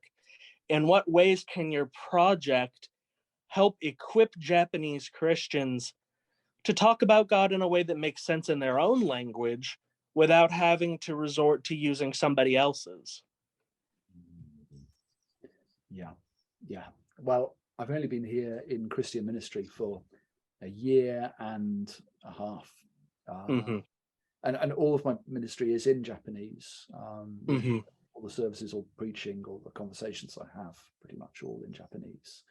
So I can understand the difficulty of, there are words that we take for granted in English that people will know that are not even necessarily specifically Christian words. I mean, for example, utilitarianism or dualism, for example. Just saying those words, if they're not written down, people won't necessarily catch on to what they mean because they're not in everyday parlance. And of course, the common assumptions about what people will have read or perhaps even seen in the cinema, but more read, are not there.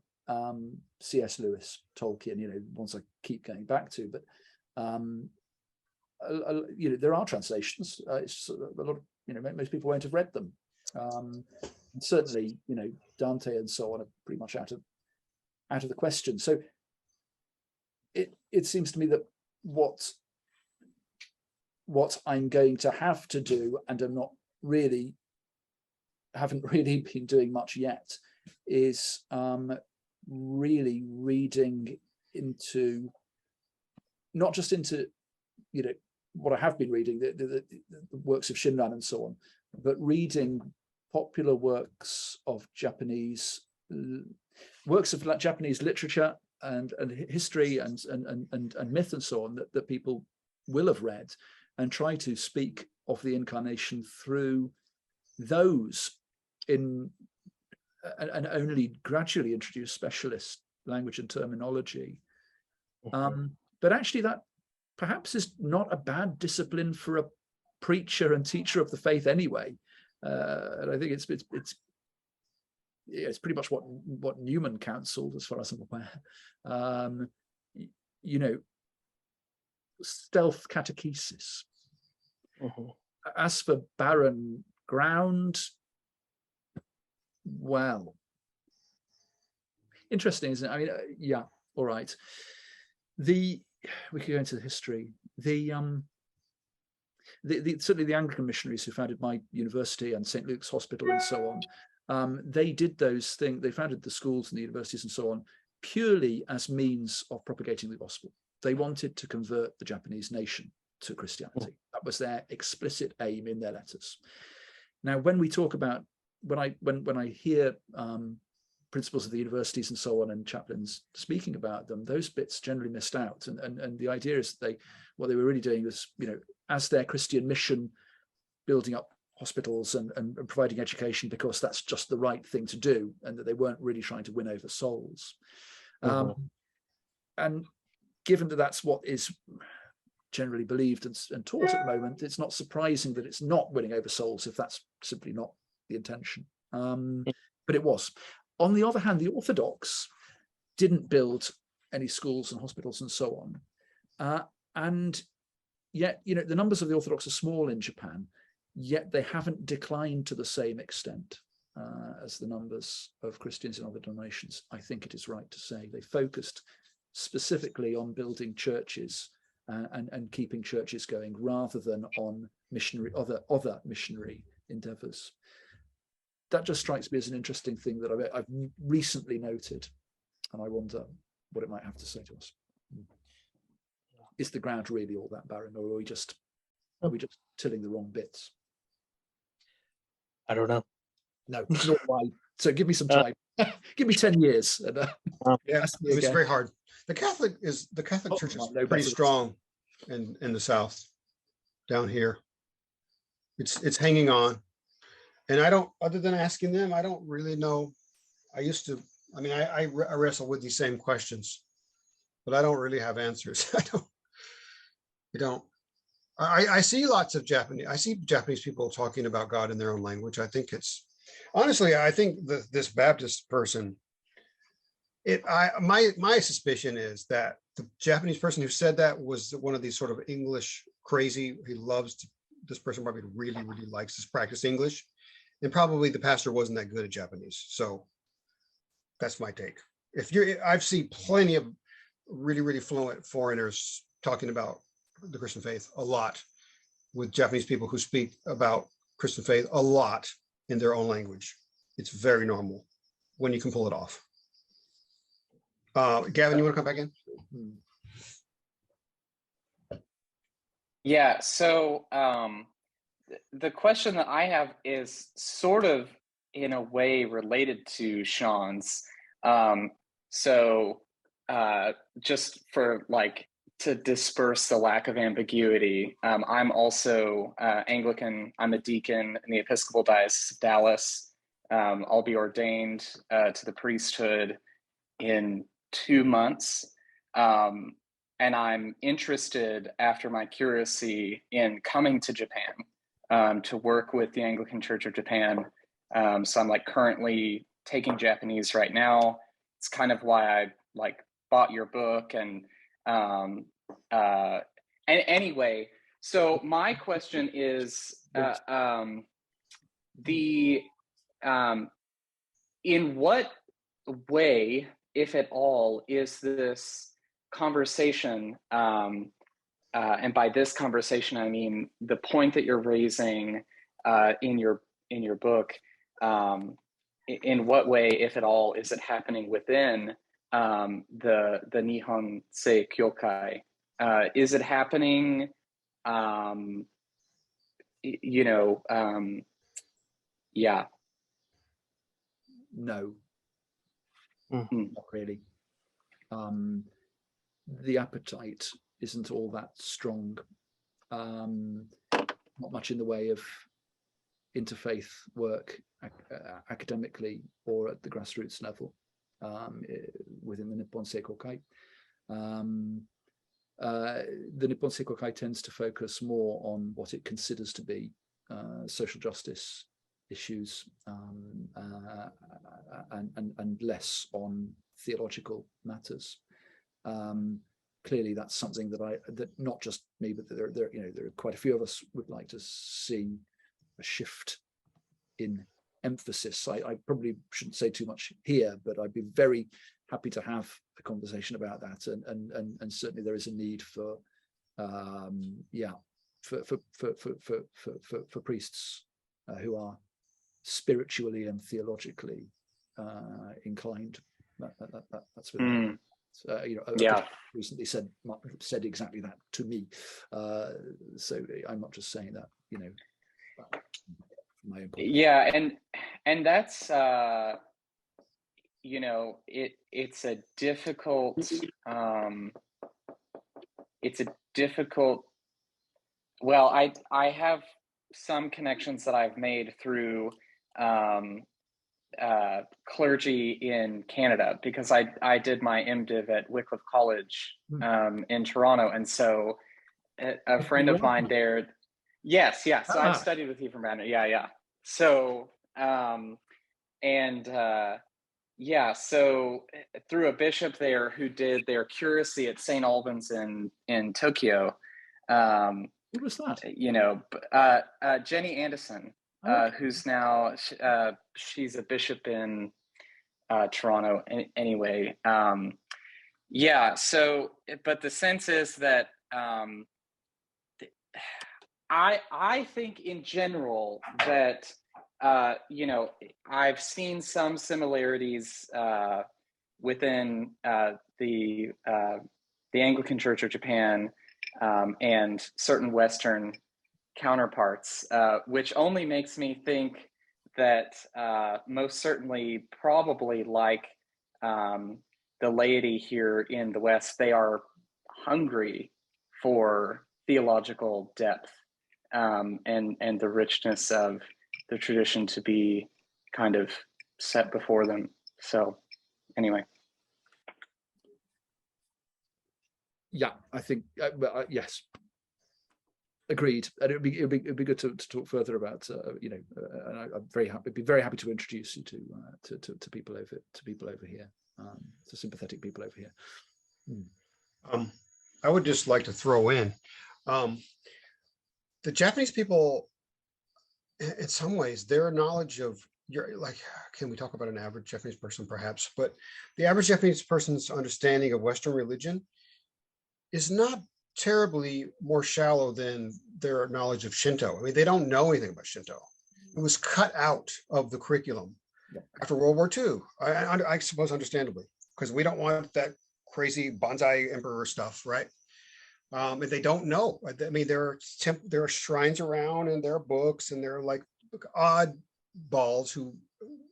There are some people who become, a priest at the shrines and whatnot, and some of the temples still pass on their, the sons, and they're usually begrudgingly taking over these positions. But in a way, you might say the field is ripe, because of that, because they're open.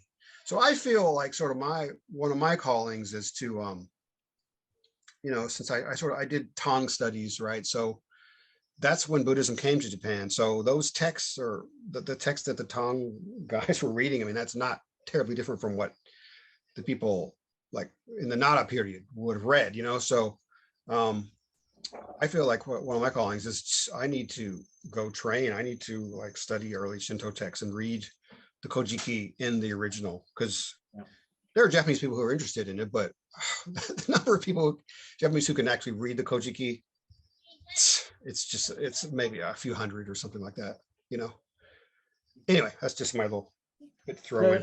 And there are modern translations of it as well, aren't there? My friend Father Beric Smith has been reading it recently, and I don't know if he makes use of it in his homiletics, but yeah. If if I may throw something in along those lines, it reminds me of I actually read a book by an article by Father Andrew Damick, who was arguing for why Christians should read C.S. Lewis, or not C.S. Lewis, Tolkien, and he quoted from a patristic writer extolling the virtues of teaching young boys to read the Greek classics before they read the Bible, to form their mind in myth. And it's something I've always thought was, ever since I've read, not even the article, since I read the actual paper by whose name I can't remember, but if anyone would love, I'll probably get a link out. That sounds like Basil of Caesarea. He said that sort of stuff. Yeah, it sounds interesting to me, the idea of equipping a Japanese person, teach me about the gospel. I will, but also let's touch back on what we already know, or should already know. Yes, and here the whole idea of the great books kind of curriculum, I think, comes into play if we talk about education and catechesis. I look at the University of King's College in Toronto and their wonderful program, the preparatory 1-year liberal arts program, which takes you right from Gilgamesh by Old Testament, Plato, tragedies, all the way up through to the modern day. Really intense, structured training in the Western canon, as it were. And there's a group called the Centre for Applied Theology in Britain under an Orthodox priest, Father Jacob Siemens, that I used to do a bit of teaching with, and well, a bit more than that, but doing similar things. That strikes me as essential as kind of that educational element. But in Japan, surely that should also encompass the great books of Japan and China as well. I'd love to see a liberal arts program that, or a proper, a foundation year program, that's what it's called, that in Japan, that brought together a kind of classical canon, classical scriptural canon, West and East. It'd probably need to be 2 years, but what a course that would be. I mean, I'd want to take it myself. It sounds like something a university would love to have an educated man like yourself take charge of. Well, let's see. Well, before let's let Brian back in here, but I want to say one thing. A tiny little bit of pushback on the religious studies model, because honestly, in a real way, I'm sitting right here where I am today in Japan, southern Japan, because I did religious studies courses. I started out in philosophy, and I started doing religious studies. And the professors in the religious studies courses just blew my mind. They were so good, so passionate about what they were doing. And here I am, like 20 years old, 21, 22. I didn't want anything to do with Christian faith. I was done with it because that was my background in high school, right?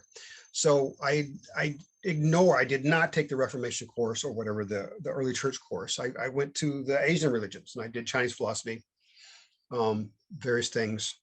And then at the end of my undergraduate, I started to take, having done Chinese philosophy and Buddhism and the course on African religions, really good course, the course on myth, symbol, ritual, the kind of Iliade school, but then doing early church, I think it was the last semester I was an undergrad, and finding out about Gnosticism and the Egyptian, the Syrian, the Ethiopic, I was right for it, right? And just blew my mind. But and after I did an MA in church history and then started a PhD, but I still had this Asian call in my heart, and that's what brought me to Japan. It was my Chinese philosophy class and my Buddhist studies class as an undergraduate. It took about 7 or 8 years, but that's what brought me to Japan. And when I studied Japanese, I just dove totally into the language, but I knew learn kanji now, learn it now. And I started doing Mandarin after studying Japanese for 8 or 9 months. I could speak it fairly fluently in 6, 7, 8 months. I mean, not brilliantly, but basically fluent. And of course, Impressive. it's a lifetime still. But still, I was like, let's do Mandarin, because then I can read Lao Tzu. Then I can read this stuff, you know. And so and that primed me. That came from those undergraduate courses where I read Confucius with Merriam Livering, and yeah, so it does have an effect. It can. The religious studies model, you know. Yeah, sure. Grief, you should be teaching all this. Well, you are teaching all this stuff, which yeah. Well, I'm trying. We should be putting together a foundation year program together. Exactly. Let's do it. Brian, you want to jump in? It sounds good. Sorry, I should be. Yeah, I've been too harsh on the religious studies model. I was thinking more at school, teenagers level rather than at university level, to be fair. Your story actually brings a bell with my dear friend Father James Blackstone, who did precisely the same. Wasn't very interested in Christianity, went for the Asian religions, and then by a tortuous route became a Christian priest and is now a full-time icon writer. Worth looking him up. A little ad for Father James Blackstone. He studied on Hartley, but anyway, there we go. Nice. Studies biomass for his PhD. You know. Nice.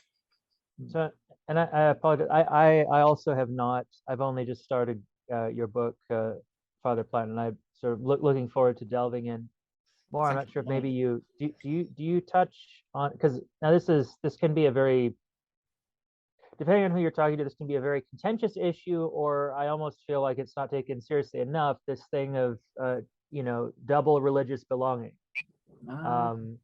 right?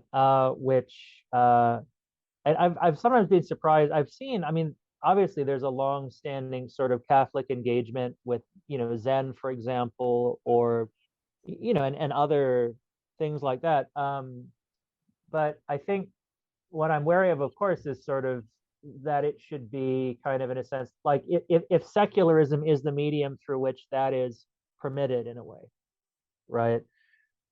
In a sense, like you're able to do both in a way because you see them in a fragmentary way, but there's something that, and there's that sort of dirty word of syncretism that's lurking to pounce on us, and but it seems like the attitude is, and again, I would love to hear about your firsthand experience. I mean, we have this conception, at least in scholarly literature, of Japan and East Asia more broadly as, in a sense, more open to this, or not seeing these issues in the same way, and that there may be a different etiquette as to how, say, participation in multiple sects, say, of within Japan, right, as just kind of a recognize. Now, I'm sure there are some that are more exclusivist and others that are more inclusive in that sense. Like, I don't know. I mean, do you see that in sort of the different communities in Japan, where there's sort of like, and also how do they see, Christians coming to visit, right, their rites, and vice versa, Christians welcoming Buddhists. And then there's some way that, again, right, it's not necessarily that you're trying to set them, because who can really, in a sense, be equally deeply, that seems like a very high bar, but in a sense, you're engaged in a sort of hospitality, right? Like a Christian has invited the Buddha into his house. A Buddhist has invited Christ into his house. And so we may not be able to say, like, you're meeting my maximal doctrinal criteria of what I would have you, but there may be minimal criteria of sort of seeing the sacred in Christ as a Buddhist, or seeing the sacred in Buddha as a Christian, right? And I'm curious how you see that playing out sort of on the ground, or what you would envision. Yes. As far as dual religious belonging goes, well, I know that my former mentor, Gavin DaCosta, has recently released a book specifically on that topic, which I haven't yet read, but would no doubt be very much worth a read. Want to add to the list for me certainly. And I know that I've spoken to some Jesuits here who I know actually not just practice Zazen, but have even taken priestly orders in Zazen as well as being Catholic priests. That is something that I would not be able to do, I think. But these are people for whom I certainly have great respect, and I'm not going to impugn their motives and their theological understanding, which is very likely to be considerably greater than mine. So when, for example, of course, I've attended Shin Buddhist services. In England, there was an annual reconciliation eza at the Three Wheels Jodo Shinshu Temple in London, led by Professor Saito, and Christian clergy were invited to that to give a bit of testimony. It's a sort of reconciliation between Japanese and English following the war, basically, and particularly in Burma, prisoners of war. Anyway, so I've taken part, but I've been there, I've been present, I've been respectful, and I would bow to the image of I'd bow out of respect when I enter the Buddhist door, but I wouldn't sit and recite the Nembutsu, because ultimately the name that gives salvation is, as far as I'm concerned, the name of Christ, to Philippians 5 onwards, and whilst I would see the recognition of the name in Amida as a shadow of that name, I could equally take it that they might see the name of Christ as a shadow of the name of Amida. This is mutual. The exclusivist, inclusivist categories start to break down, I think, really. But yeah, for me, multiple belonging wouldn't be possible. For the Japanese, well, the sense of belonging is not necessarily quite so clear, I think. One doesn't necessarily belong to Shinto. You go along on the high days and holy days, clap your hands, pray to the local guardian spirit. And regarding Buddhism, it's your household that belongs to a certain sect, and most people won't know until someone dies which sect it is, and they have to look up the priest to come over and do the rites. Yeah, it's not as if they're generally engaged at all. It's just and I'm not being rude, because actually a Buddhist priest friend of mine complains that he's treated like basically just a funeral, treated like a funeral conductor, or it's like a death cult almost. It's his explanation, not mine, and he doesn't like that, but it's the way it is. So yeah, I mean, from my own personal perspective, I practice Aikido in a dojo attached to part of a Shinto shrine. So, but when we practice Aikido, yeah, I'm bowing and so on.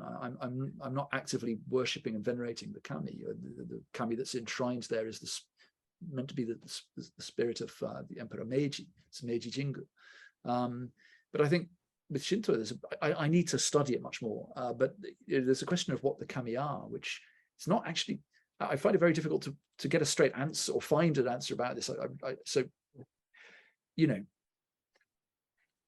thinking and then I go much more abstract. I think, okay, if the whole cosmos is in a kind of Dante and Proclus and Dionysian sort of way, a theophany, and the stars are, angelic, sort of angelic, reflective about angelic beings at the very least, and so on.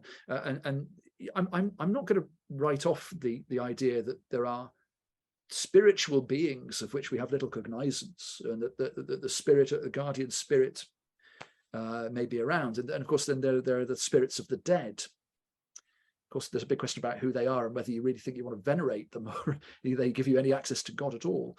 So I'm not going to go asking these spirits for favors. I'm not saying they don't exist, but I don't know what they are, and that leaves me ambivalent, I suppose, respectfully so, but ambivalent, out of ignorance, perhaps. more than anything else. Anyway, sorry, that Todd probably has a much more. No, we're hearing thoughts. These are interesting. I'm learning all the Yeah. time. I actually look forward to watching the recording again, pick up new things. I just want to throw something about this notion of the question of dual belonging. Something that comes to my mind, having been here off and on for years. This phenomenon of certain cultures taking on the traditional culture in a way and sort of keeping it alive in a way that the locals are perhaps forgetting. For example, like East Asians, Koreans, Japanese, Chinese in classical music. I'm not saying that there aren't Western people still practicing their classical piano, but I mean, they're Koreans and Japanese, they're really into, there's like the piano schools, the ballet schools. They take this, they've held it, they're holding the torch. And there's something going on like this with the Zen school, up until now, with Westerners for about 100 years. I mean, the vitality of the Zen practice across the world, looking at what's going on in California or whatever, and probably in Paris, compared to Japan, far and away deeper, right? So that's okay. That's okay. Disappointed when they come here, don't they? Right. So, I mean, I don't spend a lot of time. I would say I was a Buddhist practitioner at one time. My Zen practice is it's so deep within me. I when I do centering prayer, they're so melded together, but I don't spend time at temples anymore.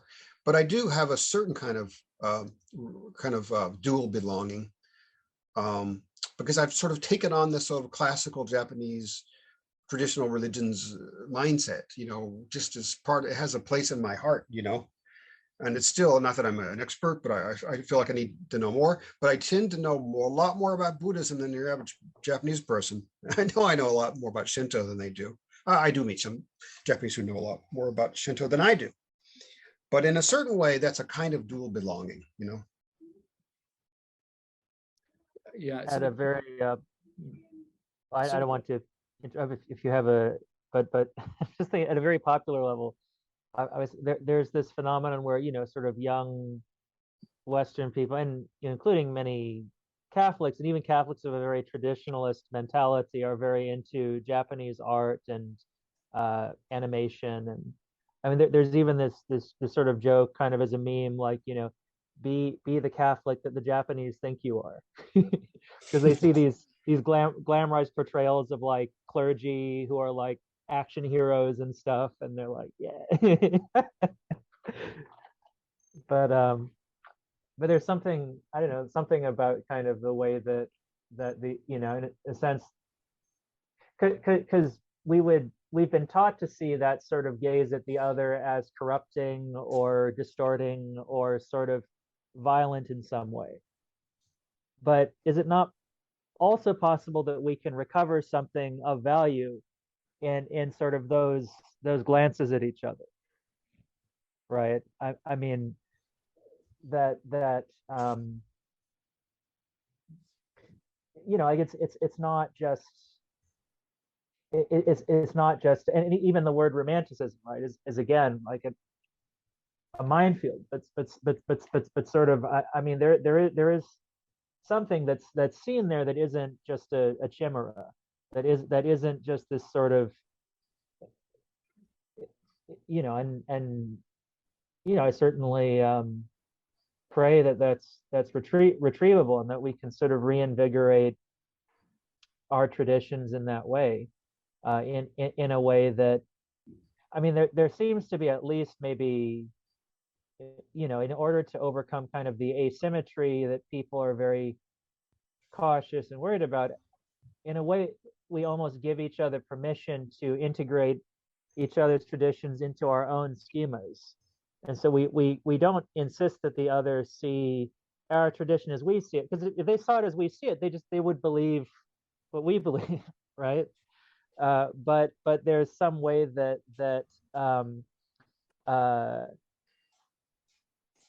I don't know, like you give permission to sort of allow sort of a renewal within your own tradition through those. I don't know if that I'm not sure where I would take that, but I'm think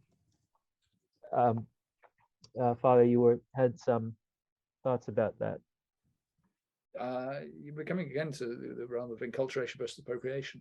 I first of all, just the Japanese view of a priest is interesting. I'm told, perhaps it's different in Nagasaki, but I'm told by Japanese people that most Japanese people don't recognize. They see someone wearing this, don't even know what it is. Don't know what it is. Doesn't say priest. Okay. In fact, someone who is not a Christian who works in the office at Nikkyo, but has been he's had a long-standing interest in the church, and says he just wishes priests would wear cassocks all the time, because then if people wore cassocks, then they would know what we were. And I wear a cassock a lot, but it's way too hot even to fathom it, unless I'm thinking of getting myself a Greek one, but I might, a cotton one, but anyway, it might be a bit naughty, but at least I could wear one without dying. But I mean, I would really like to see Japanese churches looking and sounding and feeling more Japanese. But is this me being a Westerner wanting to exoticize? I mean, it feels like Japanese churches have been picked up brick by brick and just from America or England and dropped in, and then the hymns have been translated over, and it's almost, you can come to church and get your little bit of English nostalgia in an Anglican context, or Roman nostalgia, or whatever it might be, or Russian nostalgia, and you can pretend you miss Marple or Dostoevsky or I don't know. I mean, I'd love to see Japanese calligraphy. I'd love on the walls. I would love to see Japanese materials used for the making of vestments, and the Japanese color scheme rather than the late 19th century Western color scheme for vestments, and eastward facing celebrations, which are so much closer to what goes on in Buddhist practice. I'd like to see tatami mats rather than pews. I'd like to have the music set to Japanese chant, the Japanese instrumentation. But Japanese Christians who I talk to don't want any of that at all. They don't want it. So what is it if Whitey comes in and starts saying, "Hey, let's do things the Asian way"? It's not. That's something I struggle with. I mean, I think it would be missional to if you want to set up a new church, buy a disused temple, of which there are many, and set up shop in there. But I'm sorry, I'm just aware that Sean's been waiting quite a long time to ask a question. Is that all? Is that all right, Brian and Todd? Oh, yes, of course. Oh, please. Well, Father, I'm so glad I waited, because you've stepped right into the stuff I love. Yeah. Well, you're a musician, aren't you, Sean? I wouldn't go that far. It's something that I know that I have to. It's something I've always had an interest in. Not as much as my interest in foreign language. I've always had a strong interest in foreign language. Now, as someone who wants to be a missionary, I recognize the need for both, for specifically these things. Look, I got to throw in that he studies the Mongolian guitar. I don't know what it's called, but he's the only person I know who does that. I'm not saying they're out there, but he's the only one I know. Oh. Yeah, my fiddle broke and I had to go to Chicago to get it fixed. I live in Pennsylvania. Luckily, the church flew me out for a youth conference, so it was like, yes. So enculturation versus appropriation, I love the question. And I basically agree with your vision, because you can ask Gavin. Gavin, I've been friends for years. It's essentially all that I've been breathing for the past few years. It's actually one of the reasons why I think I've mentioned before I'm Polish National Catholic.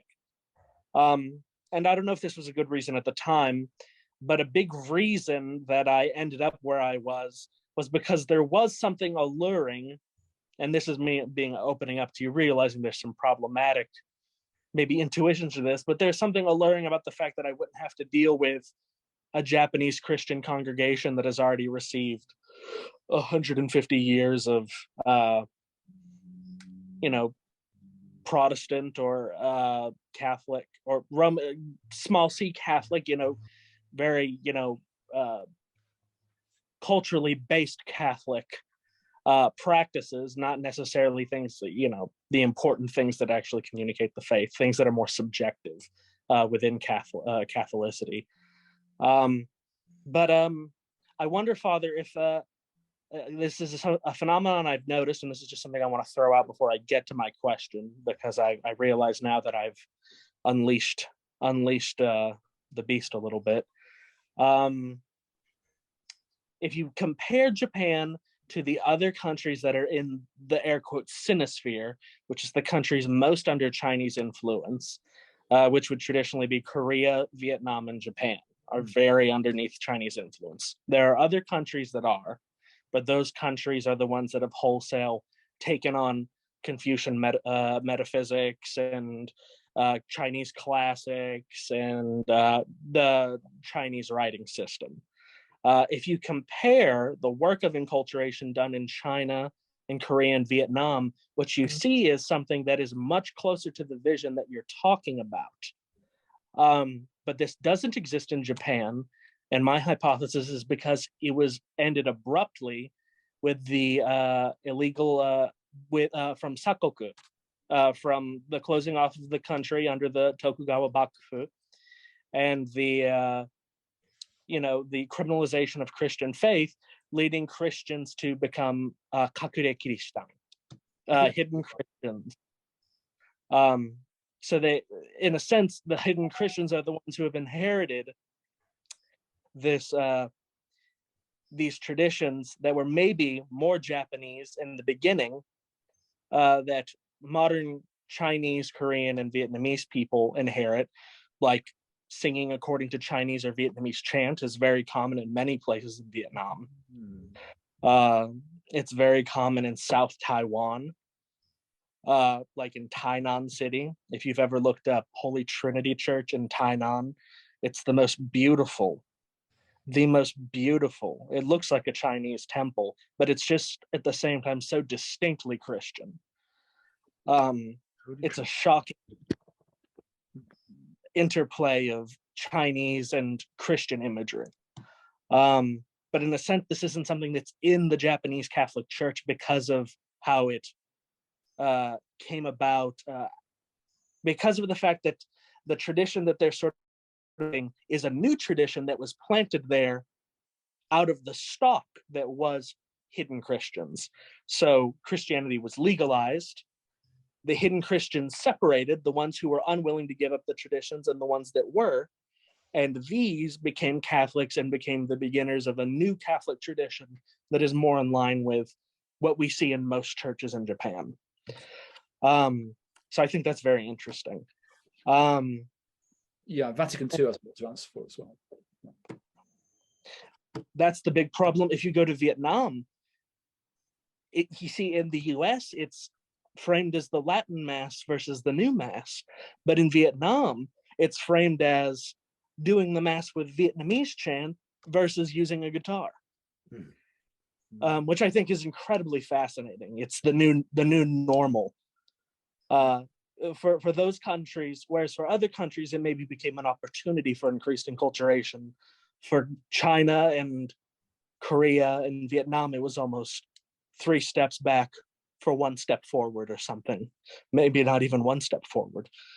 But sorry, that's a lot of information.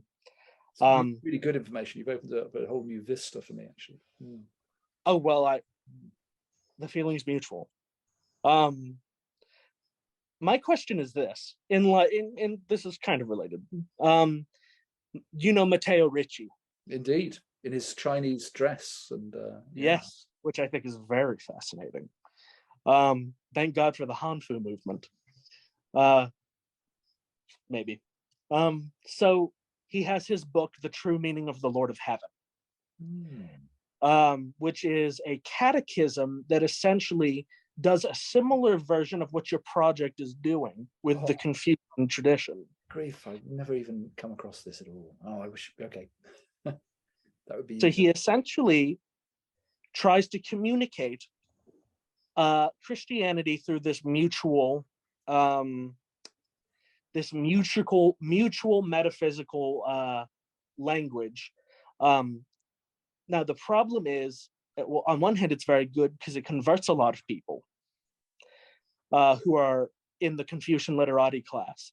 But on the other hand, some Confucians even today would say that it falls into the trap of Platonizing Confucianism. So for example, Confucianism, now depending on the tradition you have, but Confucianism is most similar to Platonism in its political philosophy, less so in its metaphysics. Because in metaphysics for Confucianism, it's essentially, yeah, I don't know. There's heaven, but I don't know what's in heaven.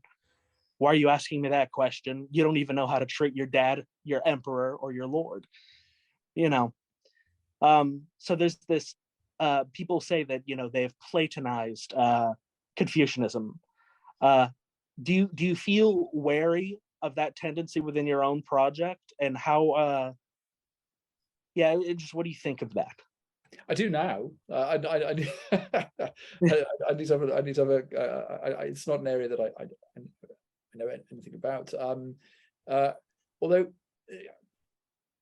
what the closest parallel that I can think of is Bishop Alopen and the so-called Nestorian Christians and the Stele and so on, the interaction there, where they present the Christian faith in terms that would be recognizable to Taoists and Buddhists. I think the only, I mean, having spoken so much about specificity and particularity, perhaps a way of avoiding that charge is to speak of Platonism as in the broadest sense, in the definition that Lloyd Gerson gives Platonism as anti-nominalism. Effectively. I don't know enough about Confucianism to say whether it is anti-nominalist, so I can't. You're much better placed to comment on that than I am. But certainly, I think your intuition about Japan's sudden reopening to the West has to be spot on when you consider. I was going to mention Matthew Ricci, but you got there first. But when you consider, Francis Xavier and the Jesuits learning tea ceremony, they without doubt enculturated far more than the Meiji period churches did.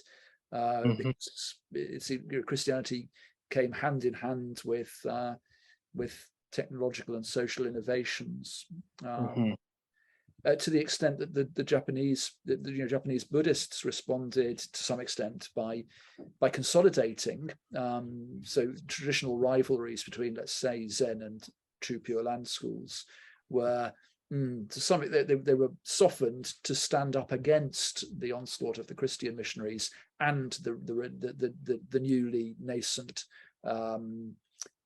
imperial Shinto, national Shinto. They needed greater solidarity with one another, and they couldn't afford certain of the debates. And D.T. Suzuki comes out of that, I think, in a way, with the way that he presents Shin Buddhism as ultimately in complete continuity with Zen, where I think that's historically very debatable proposition. But one clear architectural way in which that Buddhist opposition was presented was the building of the Tsukiji Honganji, which Tsukiji was the place where the Westerners entered and engaged in trade and so on. And it was built up, I think, more like what we still have left of the colonial remnants of Shanghai, a very westernized area until the great earthquake knocked most of it down. That's where, in fact, Nikkyo, my university, started. It moved out here only 100 years ago, but in 1874, it was out there in Tsukiji, St. Luke's Hospital. And Tsukiji Honganji is a temple, a Shin Buddhist temple, built in a kind of almost colonial Indian, Anglo-Indian style, as a way of, and that's an interesting inverse enculturation, to the extent that I've mentioned this in my book, that largely because of the large numbers of Nisei, Japanese diaspora in the States, you've got Buddhist hymns reset metrically and set to Protestant Christian hymn tunes, and Buddhist clergy being called ministers and even bishops. and in the Tsukiji Honganji, there's an organ, for congregations to come together for Sunday worship. Now that's not native to Buddhism. So there's a sort of inverse enculturation. Yes. To my mind, I don't have a problem with this. Some would call it appropriation, I'm sure, but actually, I suppose that it gets much more complicated, I suppose, given the power imbalances of the time. But there was an attempt to emulate the West and to adopt aspects not just of Western architecture and music, but also the thought that underpins that. Mm-hmm. Yeah. So I might just add one other little example. You mentioned Confucianism, and Matteo Ricci. I have some background in studying Tibetan Buddhism, and so I was very interested to see, the case of Ippolito Desideri and some of these other Jesuits who came to Tibet, and it wasn't Ippolito Desideri, by the way.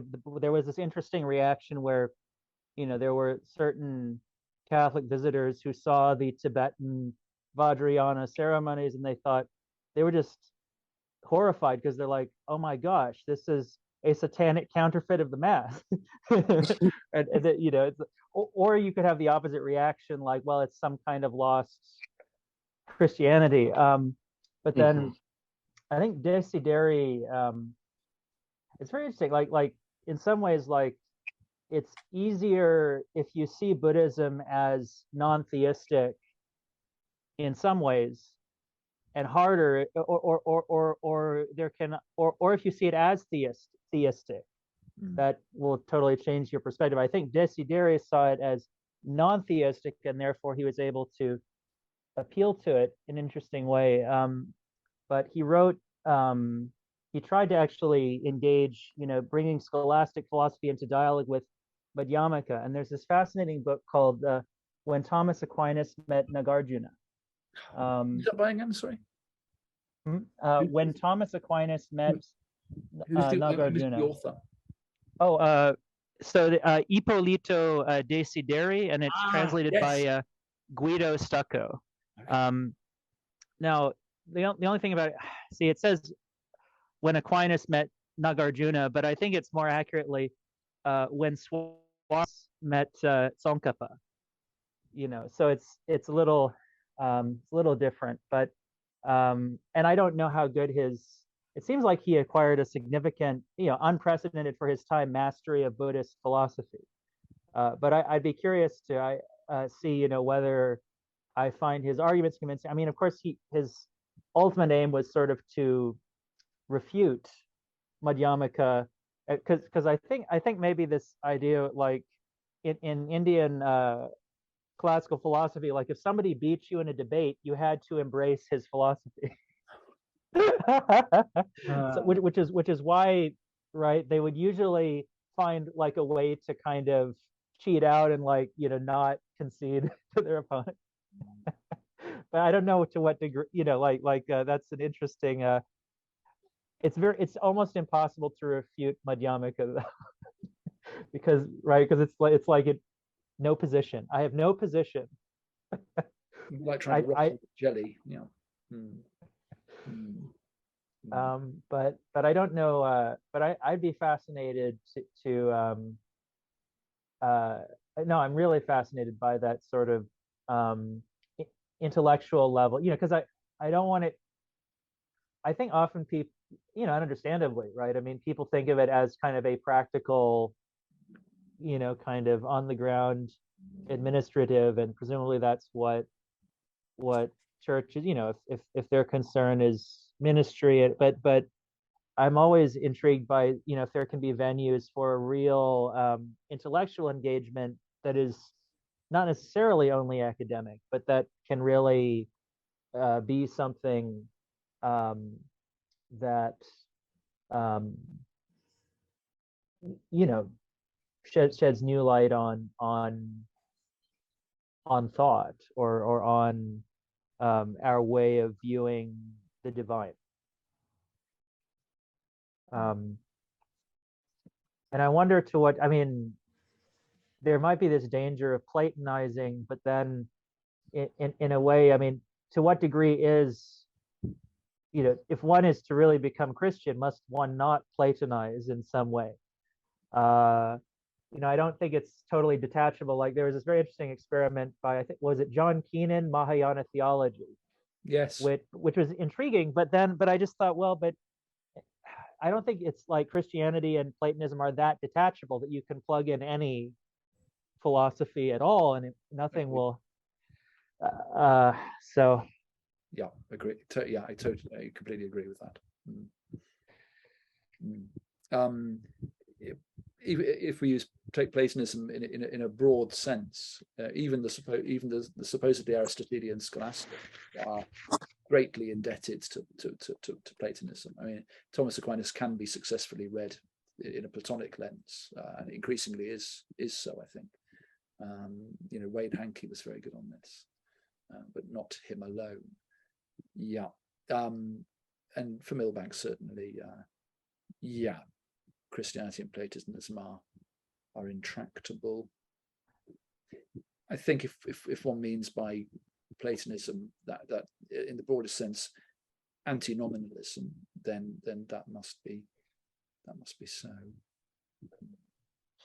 What I think is the goal, and obviously I consider more of a Japanese context than a Chinese one when I say, because I can't interpret this according to other people's understandings. I'm really only looking through a little hole in the wall into a room that is everyone else's conception of these issues. Is what I want to be able to say is that I am that a person in China, and I'm not by saying this implying dual belonging. I want them to be able to say specifically about Confucianism that they are Confucian in the same way that the Suda Dionysius is Platonic. Without it becoming so violent that it's obviously some sort of Franken philosophy. A little piece of them there, a piece of them there. And we put it all together, and congratulations, we made the most horrifying thing we've ever seen. It's not as if Dionysius had to go, get his Platonist membership card. These people, that is perhaps one area in which the Japanese mentality towards religion is a bit closer to ancient mentalities. I mean, obviously, to be a Christian is to be a Christian, but that didn't mean that one was therefore not a Platonist or not an Aristotle or whatever. These sort of rival. Yes. See, so it's not as if a Buddhist can't be a Confucianist. They're not. We're not talking about two mutually exclusive rights there. Sure. It's a modern understanding of belonging. Can I throw in something? And by the way, obviously, no one's here under duress. If you have to leave, leave. Because we've gone a long time, but I feel like we're just getting started, honestly. I wanted to throw in, and we probably maybe should officially kind of wrap it up. And we're almost at like the 2.5 hour mark, maybe about. Let's go to 2.5 hours. How's that sound? Let's go for 10. Incredible. Okay. So the title of the book has the word "the good," right? The good, the common good, the lost way to the good, right? Yeah. And as I was thinking about this title, anyway. Well, now there's so many visions of the good nowadays. I mean, we talked about Rousseau and the transgender movement. What these people think is good is completely different from a lot of other people think is good.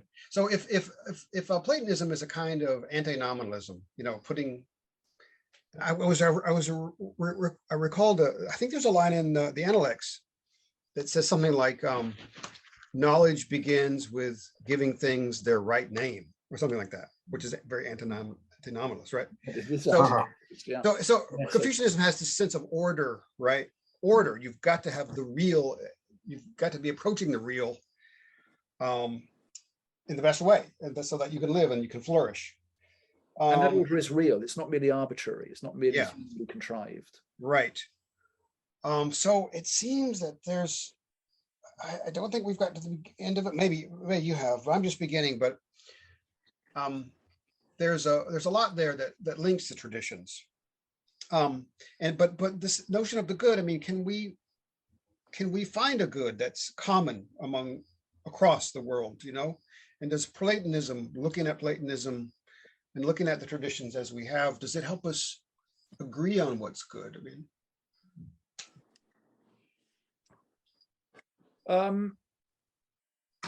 Yes, grief. It's yeah. I want to say that in the Dionysian Proclaniambrician stream, God is principally the good rather than principally being. The good is the highest name for God, whereas for Augustine Aquinas, being is the highest name for God. I think it's fair to say, because all being tends towards the good which is beyond being. Now, insofar as it exists, I mean, I suppose we're going down an Aquinas line, Platonic Aristotelian line, though. Insofar as something has existence, is in terms of living creatures, it's life, then the good, the basic good is to exist and to continue to exist, to continue to live. The perfection of that good then is eternal life. Now, in a way, the transhumanist, for example, and the Christian agree that on that ultimate good, that the ultimate good is the perpetuation of existence. But very, very radically differ on the means and on the conception of what that existence is. Because for the transhumanists, that existence is solely material. Even if the mind is downloaded into and put in a hard drive and one exists in that way, if that were even possible, then the soul is still in some sense a material, this worldly entity in perpetual existence within time. Whereas the good to which I think we are tending is theosis, divinization, oneness with God, and a resurrection, which, you know, St. Paul puts it in 1 Corinthians, is indeed a resurrection of the body, but not a resurrection of exactly this flesh. There is an unknown characteristic, an unknowable characteristic to that end. So there is agreement and disagreement, I think, on what the common good is, but it has to involve life and being, and what that helps particularly to give us is a sense of a common evil, which is any deprecation of that common good, anything that leads to death, and to the pain and suffering of others. And so my good, my truth, my beauty, whatever those are, cannot be something that contribute to the harm and the death of others. Those are simply not goodness, truth, and beauty properly understood. And of course, from a Socratic perspective, no one willingly longs for anything other than the good. It's just that our desires are disordered and displaced, and it's a matter of getting them in the right order, so they tend towards what is truly the good, rather than to merely transitory goods, which we then make into, in Christian terms, into idols, not into images. We cease to see things that we long for, lust for, possibly, that we have an appetite for, and these, it's not necessarily sexual. That's the most obvious, but obviously the use of sex for the procreation of life and the prolongation of being is one use, and there are other uses of sexuality too, which put a block between that use. But the sex is not the only one. We could talk about anger, we could talk about desire for money, we could talk about any kinds of craving. They take what God has provided for us as an icon, as a doorway into the inner life of the Trinity, and instead they turn it into an idol, which blocks the gaze, and so the gaze stops there, and we just see ourselves in that object, but we don't see a true reflection. We see a distorted reflection of ourselves and a distorted reflection of our desires. So it seems to me that the task is to remove the idols, internal and external. Although in a way, it's not so much removing them, it's showing them up for what they really are, and scraping them away, scraping away that their surface to reveal that within there is actually an icon. I think particularly of the statues of the divinities that were made even in Socrates' time. They make hideously ugly statues of satyrs, for example. This is related in the Phaedrus. And yet on the inside, you'd open them around the back, there'd be maybe a little doorway, a little hole, and there'd be a statue of a beautiful goddess or god. It reminds me a bit of the Kakure Kristan, images of Maria Canon, but anyway, a bit different. But the idea that there's this outer shell that needs to be sculpted away, apeiresis in Dionysian terminology, carved away until, going back to the agora, the empty plinth to the unknown God is there. The barrier is gone. And therein we find the good. Or rather, the good finds us. It's just that we've put stuff in the way for so long. Mm-hmm. Okay, very good. I think this is a good stopping point. Thank you, guys. This has been really, really fun, really interesting, and I look forward to watching this again and keeping in touch with you guys. Really grateful for the opportunity and for the questions. And thank you ever so much, Todd, for organising this and bringing everybody together. It's been really good. Great.